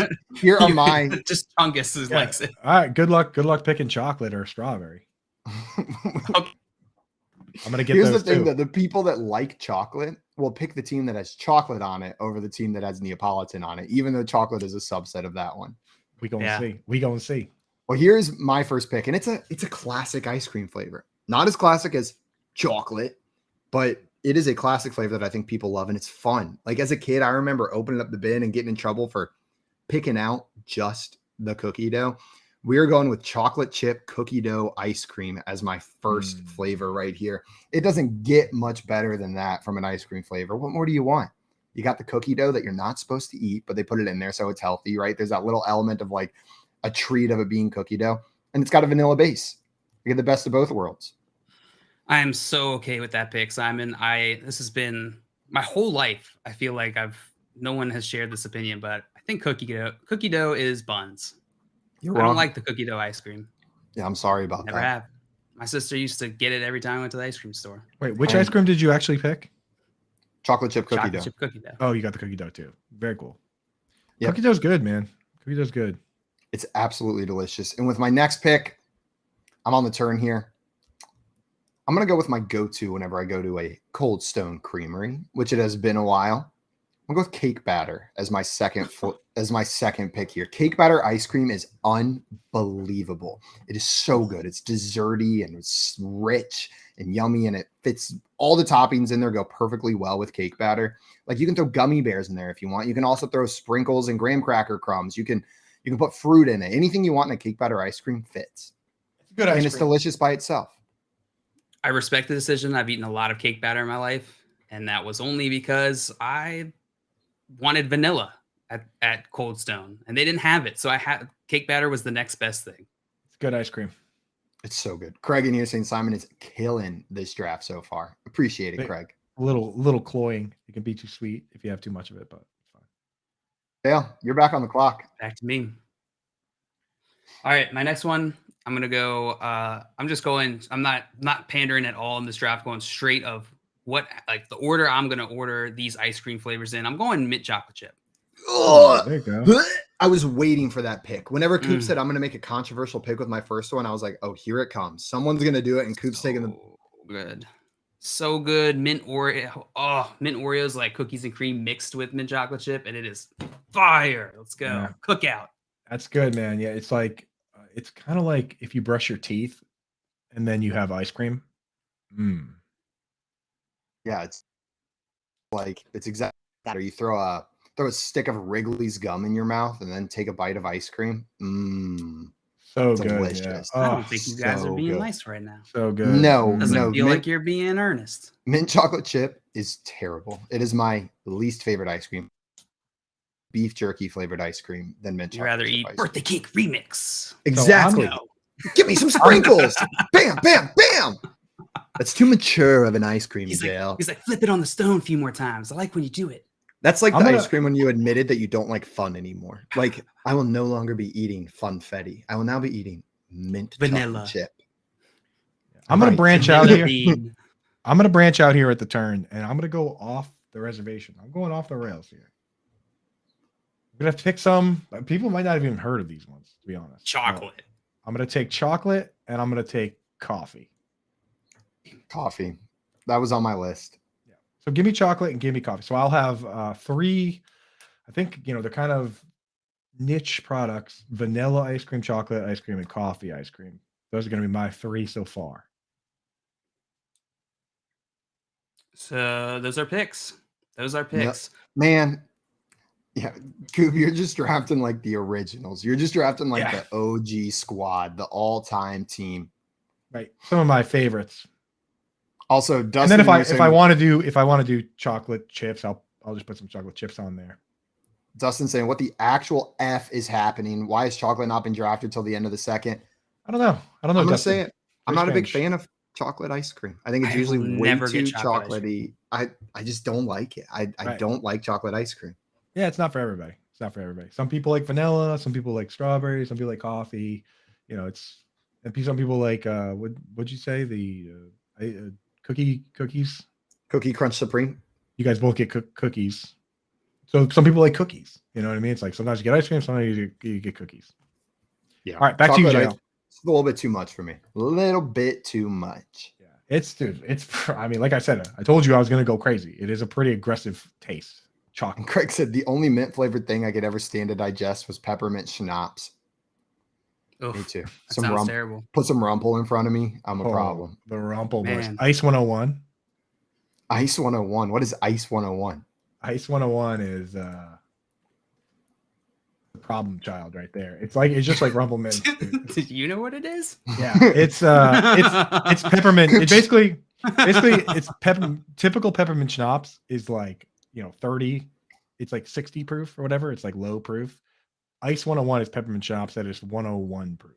Well, Rumple is 100, right up there with it, right? Rumple's 100 proof as Is well. it 100? Yeah, those are some toothpaste flavored liquors that'll mess you right up. Boom. Also, Dustin said, I get it. These drafts are a long running bit where Simon and JL just suck so hard and Coop always wins. Oh, great. The bit's ruined now. Now we have to find tomatoes. I didn't know how much my food takes were hated until we started publicly saying them. Until you stopped hiding from behind me. You guys have great takes. You guys have great takes. I just feel like it's like the guy that drafts Gabriel Davis in like the second round. It's like you guys could have got your ice creams at any point. See, this feels exactly how the conversation about Amon-Ra St. Brown went in the beginning of the season. You could have got Cookies and Amon-Ra Cream is making a comeback. Cookies and Cream is Amon-Ra St. Brown. Yeah, you could have got Amon-Ra St. Brown in the third though. Or maybe mint chocolate chip is Amon-Ra St. Brown. But even if you had picked Amon-Ra St. Brown in the first round, that'd be a bad pick still. In a 5-round draft, I don't know. A 5 ice cream draft. If you were a 5-player draft, Amon-Ra St. Brown should go undrafted. All right, my next pick here. I'm gonna go with a staple of my childhood. I'm going with Moose Tracks. That's a good pick. Now that's a good pick. Get back to me. That was up there in my rankings. Once the classics were gone, that Moose Tracks might have been my next pick if I had another. Like if one of you guys took coffee or chocolate, I would have taken the coffee and chocolate and Moose Tracks. So I respect that pick. Thank you. Yeah, JL, you've thrown a real wrench in my plans here because I was fully planning on going Moose Tracks here on the turn, but instead now I have to pivot. And like a lot of the flavors I want are kind of related to the ones that I already have. Like they're pretty similar. But you know what? I'm going to take it anyways because I think it's different enough. And this is like a twist on the other one. I'm going to take peanut butter half-baked from Ben & Jerry's. Not just their regular half-baked, but the peanut butter half-baked. And for those of you that don't have half-baked, it's chocolate and peanut butter ice cream mixed together. And then there's chunks of cookie dough in there as well and fudge brownies. And the cookie dough is peanut butter cookie dough. So you've got a peanut butter and chocolate ice cream mixture with peanut butter cookie dough and fudge brownies mixed in. And it comes in a little Ben & Jerry's pint. You sit on the couch and eat the entire thing while watching a movie. There's that factor to it as well. I've never had the peanut butter one. I know that I'm fairly confident that the regular half-baked is the best-selling Ben & Jerry's flavor. That's like the most. I think so. Yeah. I think so. And I thought about just going that, but then it's kind of close to my chocolate chip cookie dough. Not quite. They're completely different ice creams, but I could see that being held against me. And I do like the peanut butter one better. Yeah, there's a lot going on there, but it's good, man. You can't beat Moose Tracks and half-baked. Peanut butter half-baked is going to be my next flavor. And then I have a question for you guys.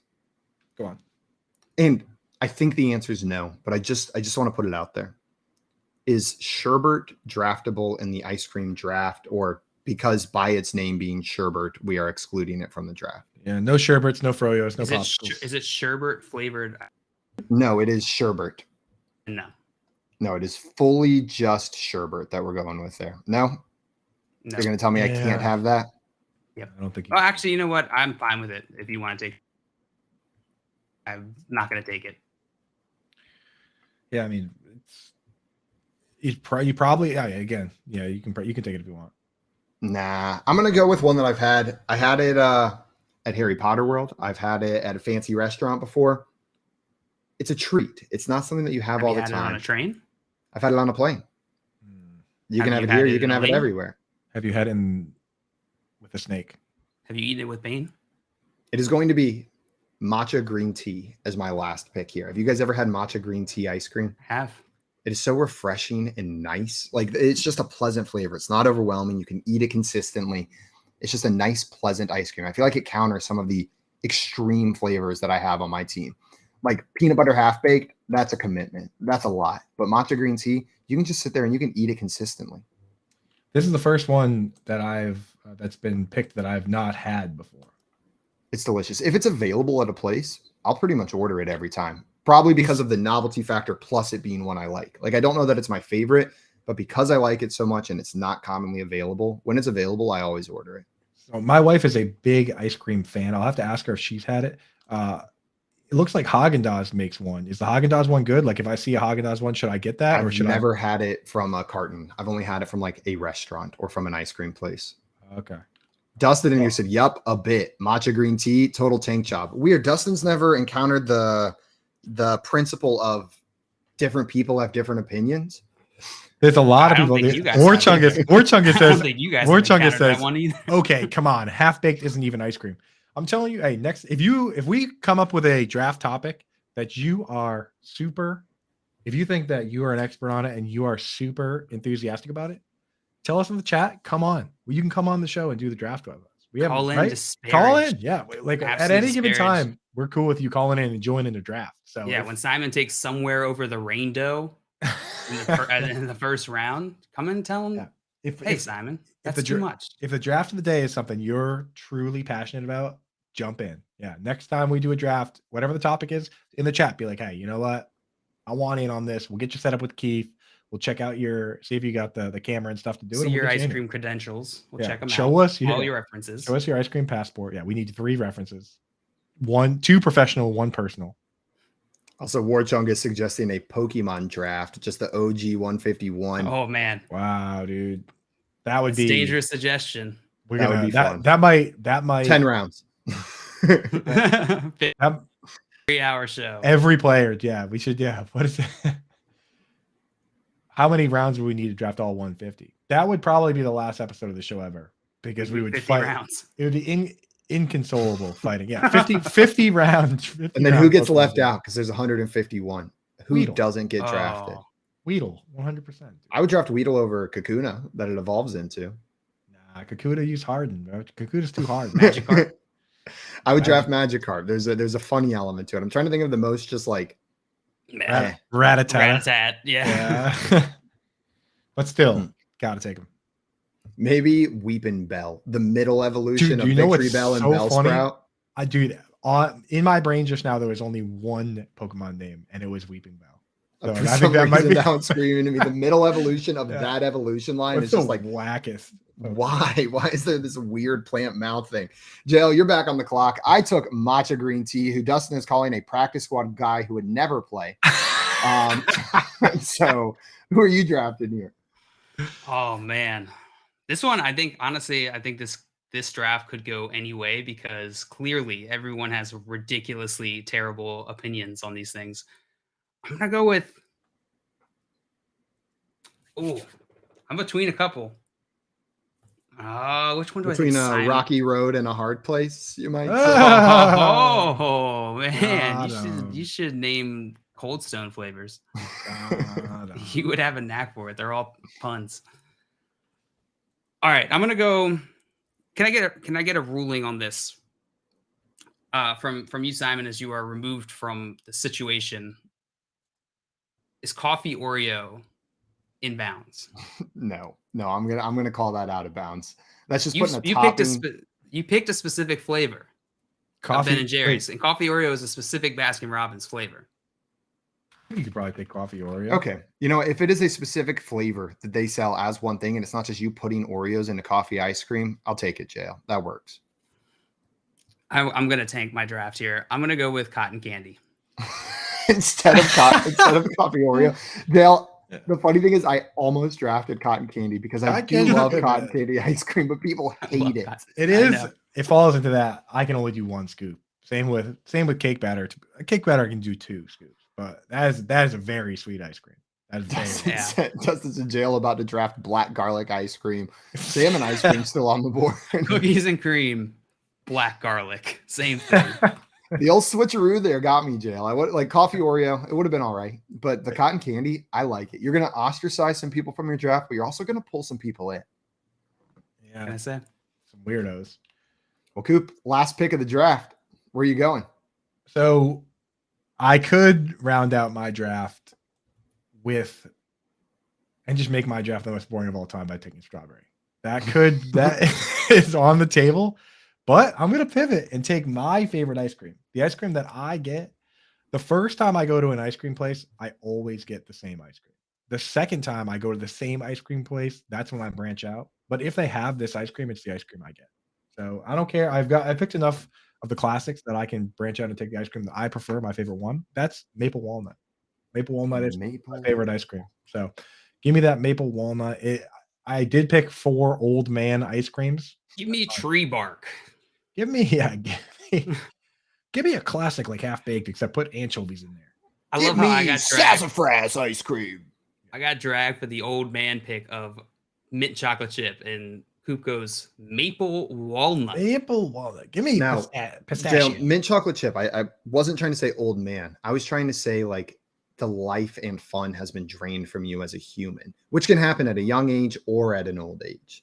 Like you've lost the joy for life that makes you want good ice cream is what happens when you start liking mint chocolate chip. Interesting. You could be didn't 25. experience that. You could be 70. Man, someone called me old. One of you called me old. I remember. Rum raisin. That's the Rum quintessential. raisin. That's the quintessential old man ice cream. Well, Coop, I got good news for you. If you want to take strawberry, I think we got time for one more round. You got maple walnut here in round 4. You're back on the clock in round 5. We're adding one more here. Where are you going? Now that I know this 5th round, can I change the order of my picks? Sure. I want my 4th round pick to be strawberry, so that I can go vanilla, chocolate, coffee, strawberry, and then my 5th round pick will be maple walnut. Maple walnut for Coop. We'll see if the scratch draft can pull out the victory. John Luke, your 5th round pick. Where are you going here? I'm gonna go with dulce de leche. Oh, great pick, bro. Ooh. That was on my list as well. After Moose Tracks, half baked, dulce de leche, but that's one that I oftentimes Dulce choose de over leche. those. What did I say? Dulce de leche. That's a sweet boy. Add an extra C in there. Who knows who's right though? You might be right there, but everyone's right that it's awesome. Simon, do you like that one? I do love that one. That is so good. And Jason, you know I don't speak Spanish. Well, you're missing out on some great ice cream, Jay. Like a creme brulee type of deal. Oh, that's my favorite dessert in the world is creme brulee. Me too. Number one. That's another thing. If I see it on the menu, I'm ordering it every time. When they do a good job with the fire, and it's got like a crunchy top. And you get to take the spoon and just crack it, and that noise of break the ice. Oh, it's so good. Jay, if I was a billionaire, I would every time I went to dinner, I would order 5 creme brulees, and I would only eat the first bite. I would just eat the one pure crack, and then I'd be like, I'm done with this one. So I would have Out of my sight. Get this. It's already broken. This one's broken. Get it out of my way. Throw it away and feed it to no one else. Yeah. To make sure no one gets it. Yeah. I would eat 5 bites of the first one, and then I would take the train to, what is it? Flagler College. Flagler College. Take the DUI train to Flagler College. The DUI train. Craig in the chat said, any of you seen or watched Nathan For You? The episode with the poop flavored frozen yogurt is a classic. Yes, that is a good one. That is a very good episode. That's like one of the first episodes, I think. It might be, I don't think it's the first, but it's in that first season for sure. Yeah. Was it a good seller? Oh yeah. Brought all the people in. Who doesn't want a poop flavored yogurt? I got my last pick here to round out the draft. JL, you just took dulce de leche. I did. Yours. Yep. And I'm going to go. We're going to get a little bit of chocolate love. Cream cheese? No. We're going to go with the one chocolate ice cream that I actually do like because it's not too sweet and it mixes in a fruit flavor. Dark chocolate raspberry is my last pick. It is a classic combo, dark chocolate and raspberry. Dark chocolate raspberry ice cream. Haagen-Dazs makes a nice pint of dark chocolate raspberry. and they'll have it for sale at different places, in an ice cream bar or in a tub. Dark chocolate raspberry, a little bit bitter, a little bit sweet, a lot of it yummy. This was your chocolate love pick? This was my chocolate pick. This is where I can do the chocolate. I like that. I think that's a good one. My wife loves, her two favorites are fish food and black raspberry. So she would be on board with a black raspberry chocolate. I almost went with another Ben and Jerry's. I almost went with the Tonight Dough, but didn't want to get another cookie dough one in there. I got a lot of cookie dough in my draft already. And are you a big Ben and Jerry's guy? They're just it's probably the ice cream I've eaten the most from the store because, man, their containers are so much fun. You know what I mean? Like, it draws me. Like, if I'm picking an ice cream, I'm probably going to pick the one with Stephen Colbert on it that yells the Americone Dream. Like, that's probably what I'm taking home to eat, not just like Bluebell with one silhouette of a cow. Step up your game. Get Stephen Colbert on your ice cream. They got to figure it out over there. Ben and Jerry, Vermont boys. What if Stephen Colbert's inside the ice cream? I've checked every time and I've yet to find him in there, but he's a sneaky one. Maybe I'm not eating enough cream. Situation. Well, guys, here are our final teams. Coop, with the first overall pick, went vanilla, chocolate, coffee, strawberry, and maple walnut. John Luke, drafting from the 2 spot, went cookies and cream, mint chocolate chip, moose tracks, cotton candy, and dulce de leche. And then me, with the last pick, went chocolate chip cookie dough, cake batter, peanut butter half-baked, matcha green tea, and dark chocolate raspberry. Dustin thinks you got this draft hands down, Coop. Craig was singing my praises after 2 rounds, but I might have lost him a little later. We'll see who wins this one. We'll see who wins this one coming up. I think I had a purist draft. JL had an expert draft, and Simon, you had the hipster draft, going off the beaten trail a little bit. Hipster's not a bad thing, in my opinion, but you drafted a green tea. Yes, I did draft green tea. I was about to argue with you, but yeah, I'll take that moniker. The thing is, though, they're all going to get votes. They're all going to get votes because there are definitely different there are definitely ice cream fans. I feel like ice cream mega fans would look at my draft and be insulted by it. It'd be like if you just named Stairway to Heaven. You're like, I'm a Led Zeppelin fan. What's your favorite song? Stairway to Heaven. My favorite movies all time, Casablanca. McDonald's is your favorite cheeseburger? Yeah, McDonald's. Yeah. I picked Outback Steakhouse. Hey, don't hate on Outback Steakhouse. I love me some Outback. See what Aussie I'm saying? cheese fries. So Steam good. and onion. Cheese them up, dude. Guys, coming up, we are going to hit a segment called the Moreau You Know. Let you guys know some things that we've learned recently that we want to share with each other and with all of you. You're watching the Front Yard Fantasy Morning Show here on Better Sports Network. Better Sports Network is sponsored by Lucra. Okay, it is now time for our Lucra app contest of the day. Obviously, we have been telling you about Lucra throughout the last couple of weeks here on the Better Sports Network. What we're talking about is an app that you can download. You sign up, you registered. I was looking at it today because I'm in Missouri, and it's like, well, Missouri doesn't have legalized, excitement of wagering, betting, all that. But you can do Lucra. And the reason you can do it is it's a contest. You challenge a friend, you challenge a buddy, family member, whoever it is, and you can look at that day's events and you kind of say, okay, I'm going to take this side of the coin. Do you want to take this side? Most points scored or most yards thrown for, whatever you want to do. You can create these contests. Money is put up. Right now, when you sign up, you download the Lucra app, you sign up, you register. Use the promo code BSN. And they will throw in a free $5 for you to get rolling. So get that app, use the promo code BSN. You're good to go. Challenge your friends, your family, enemies, whoever you want to challenge, you can do it. Ray and I are challenging each other in our own little contest. And we'll do this throughout the week where we'll kind of say, I'll take this side, you take that side. We are looking specifically, Ray, today at the Cincinnati and Buffalo game. This will be the first game on Sunday. Right now, the money line has Buffalo minus 225, and Cincinnati is at plus 190. So I send you the contest. It pops up in the Lucra app. People will see, oh, so-and-so wants to challenge me. Let's see what he's wanting to play for. So, Ray, we're doing a challenge on the pick'em, the money line here to win straight up. Buffalo, Cincinnati, what side do you have? I'm taking the side where I'm going to win, and I'm not going to get any money for it.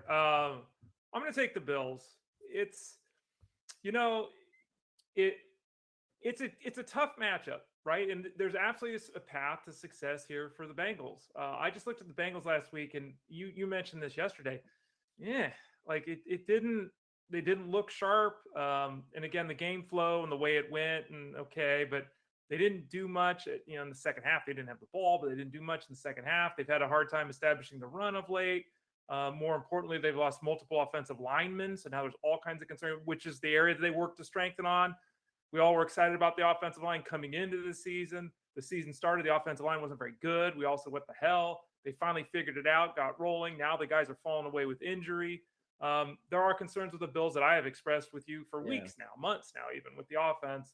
But it's a home game for the Bills. I think that they're going to pose some problems for the Bengals, and I think that they'll win. But that money line would not make me excited about betting that one specifically, but using Lucra and getting able to play against you, I'm in. That is our Lucra app contest of the day. Ray's taking the Buffalo side straight up. I'm going with Cincinnati. We'll continue to hit you with some Lucra app contest as we go through the week. And again, reminder, head over to your favorite app store, download it now. Lucra, by the way, is how you spell that. Better Sports Network is sponsored by Lucra. Winning is fun, and beating your friends is even better. Download the Lucra app today to challenge your friends and win money.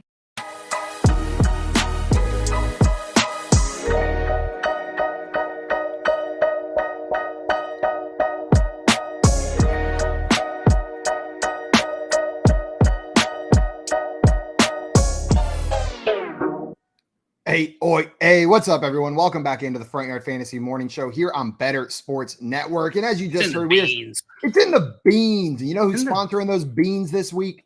Lucra is sponsoring those beans right now. So if you want some of those Lucra beans, sign up on the app right now. Use code BSN, and you're going to get $5 worth of beans that you can bet with your friends over there. It's just $5. It could be beans, though. That $5 could be anything. I already took 3 assignments. Yeah, you took some of my beans already. I got 8 beans now. He's got all my beans. Not all of them. You still have 2 beans. I'm beanless. You lose the other 2 beans on? Just elsewhere. I'm just losing beans left and right. Everyone's taking my beans. So if you want to take my beans, they're lost. Download the app, get in there, and you can also steal some of my beans on there. Guys, we're about to get into a segment we call the Moreau You Know, where we impart some wisdom on everybody that we've learned recently. Some facts, a cool story, a cool fact, something you think that you want to share. Before we get into that, though, I see Nicholas DiNuccio in the chat asking, said, I'm on mute. Please tell me pistachio got brought up at least, that it got selected. It didn't. Nick, we didn't even say the word pistachio one time throughout that entire show. I thought about it. I actually, unfortunately, did say it when I was making fun of different old man ice creams. Yo, sorry. That's the appropriate time to bring it up. So. Sorry, Nick. Well done, Coop. Yeah, Coop did say it, but he said it mocking your favorite flavor, Nick. A different green ice cream was somehow selected ahead of pistachio. 2 green ice creams. Well, depending on if the chocolate chip is green. Listen, I like pistachio, but to me, this is kind of like saying, "Hey, you want these French fries that taste like lettuce?" Yeah, I haven't had pistachio. I like lettuce, but I'll just take the French fries. When I worked at Menchie's, one of the owners of said Menchie's demanded that we always had pistachio as one of our like rock steady flavors that never left, because she loved pistachio and also lacked empathy. The ability to understand that not everybody was the same as her, because no one ever bought pistachio. It was like our worst selling yogurt always, but we had to have it in there. And that's why that Menchie's closed. Angela. Wow, she shut it down, dude. I like to picture her like grabbing people by the shirt collar. Be like, look, there better be pistachio every time I come. She's like, if you replace pistachio with cookies and cream one more time, I swear to God, Simon. Burn this effort to the ground. Also, Craig's in jail. Stop dissing lettuce fries. I took my like back. Lettuce fries. Can't let us let us live, bro. Let us live. Nice one. Well, guys, I like lettuce. I like fries. And I like live. And Nick said, I respect your opinions, but you're all wrong. He might actually be the only one that's right today.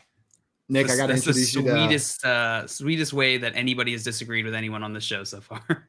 I respect your opinions, but you're wrong. And you're stupid. But I respect you. Who wants to share their Moreau You Know first? I can go first if no one else wants to go first. But if you guys want to go first, jump in there. You go. I'll go second. I'll do it. Here we go. I want to tell you guys about an MLB Hall of Famer that I learned about recently that I was unaware of.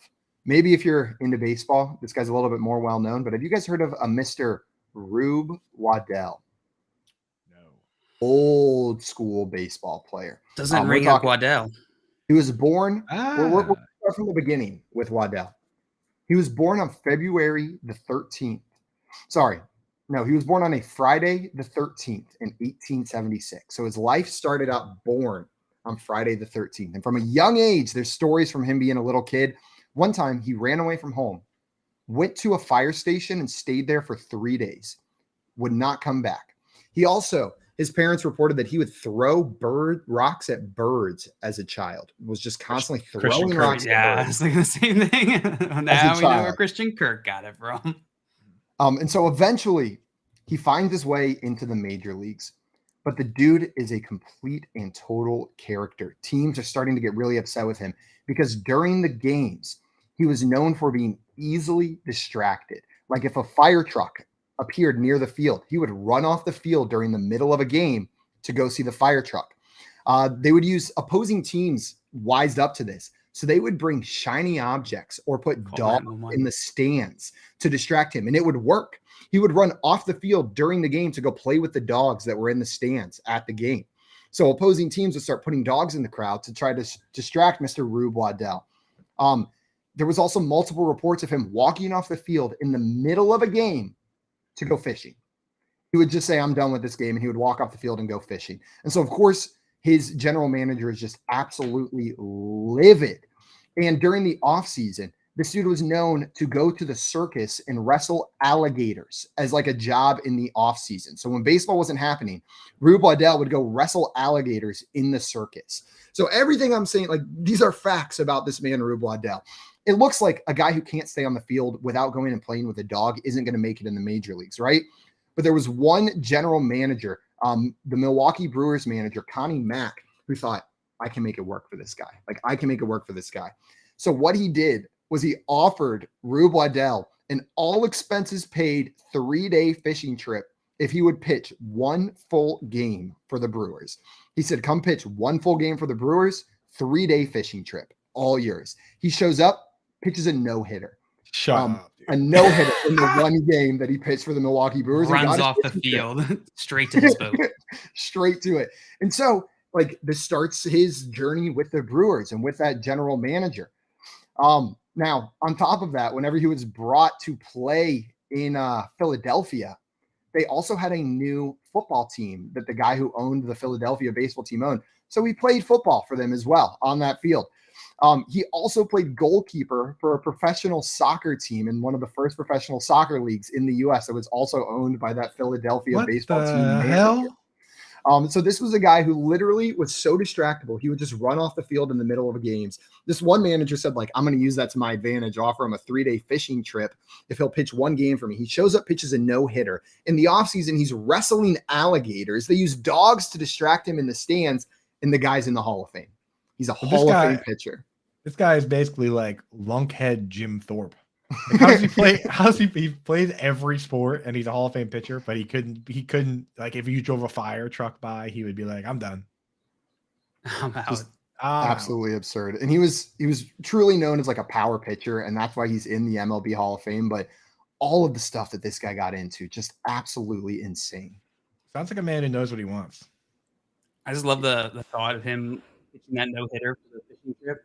And like right after he throws it, before it even reaches plate, he's already running off the field. Are we done yet?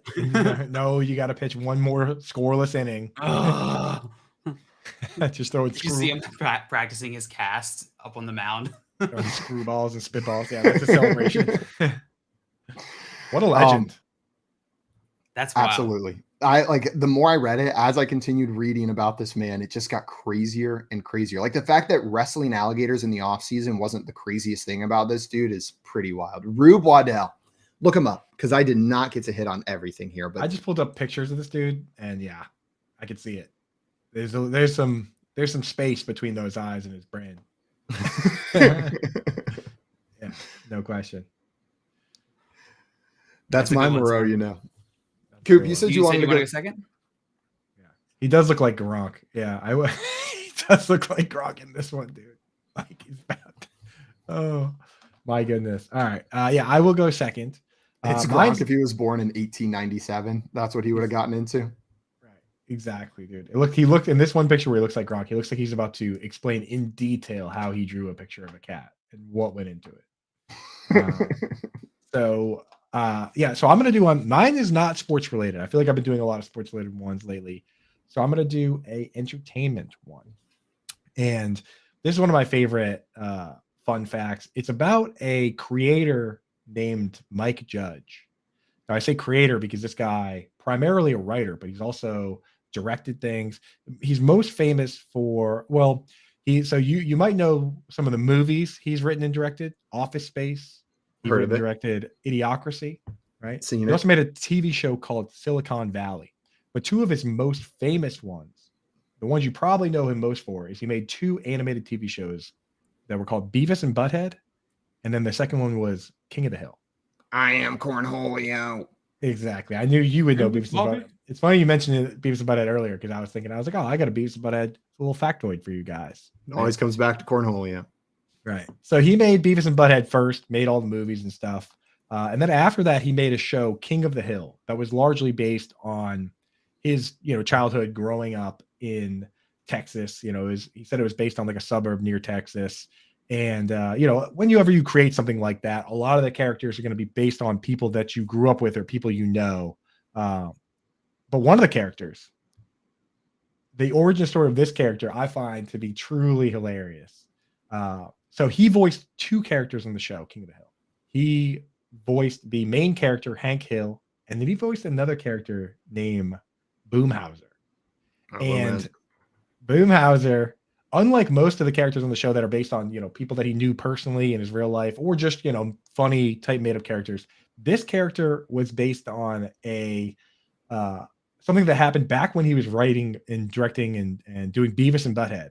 Apparently, back then, he kept getting voicemails. Somebody got a hold of his phone number and just kept leaving him voicemails complaining about what he thought was about Beavis and Butthead, but might have been about Looney Tunes.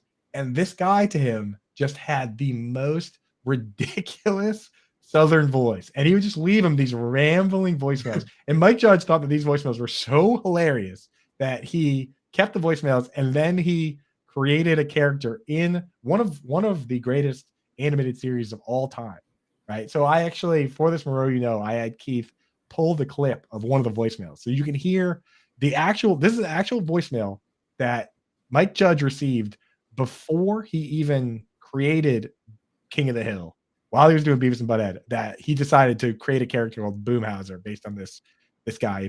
Keith, if you could pull that one up for us. Let's hear it. I've been calling y'all for better than a month, growling about y'all every time the Looney Tunes come on. Y'all put Porky's butthole on. I figured last night, and the second cartoon come on, it was Porky's friggin' old butthole. I said, surely y'all ain't gonna put the last 2 on Porky's friggin' butthole. Now y'all gonna die if y'all don't put Porky's friggin' butthole on the last daggone cartoon like y'all did this morning. I've seen it daggone crap 500,000 times. I don't see why in the heck y'all think these daggone youngsters are gonna sit there and watch Porky's daggone butthole time after time after time after time and don't ever get tired of it. And yesterday, y'all, I got up at 7:30 in the morning and watched all day, and I don't think y'all was right on time with the own show all daggum day. I went to... Hey, that dude's got something to say about Porky's butthole. And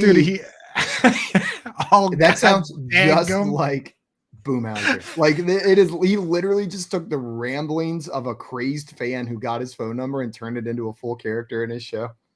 I think, Guys, I want to. I wake up at 7:30 in the morning and you got Porky's butthole. The more I think about it, it sounds like he's talking about complaining about Looney Tunes and Porky the Pig or something. I don't know, but is he upset that Porky Pig's butthole is showing, or is he saying not enough Porky butthole?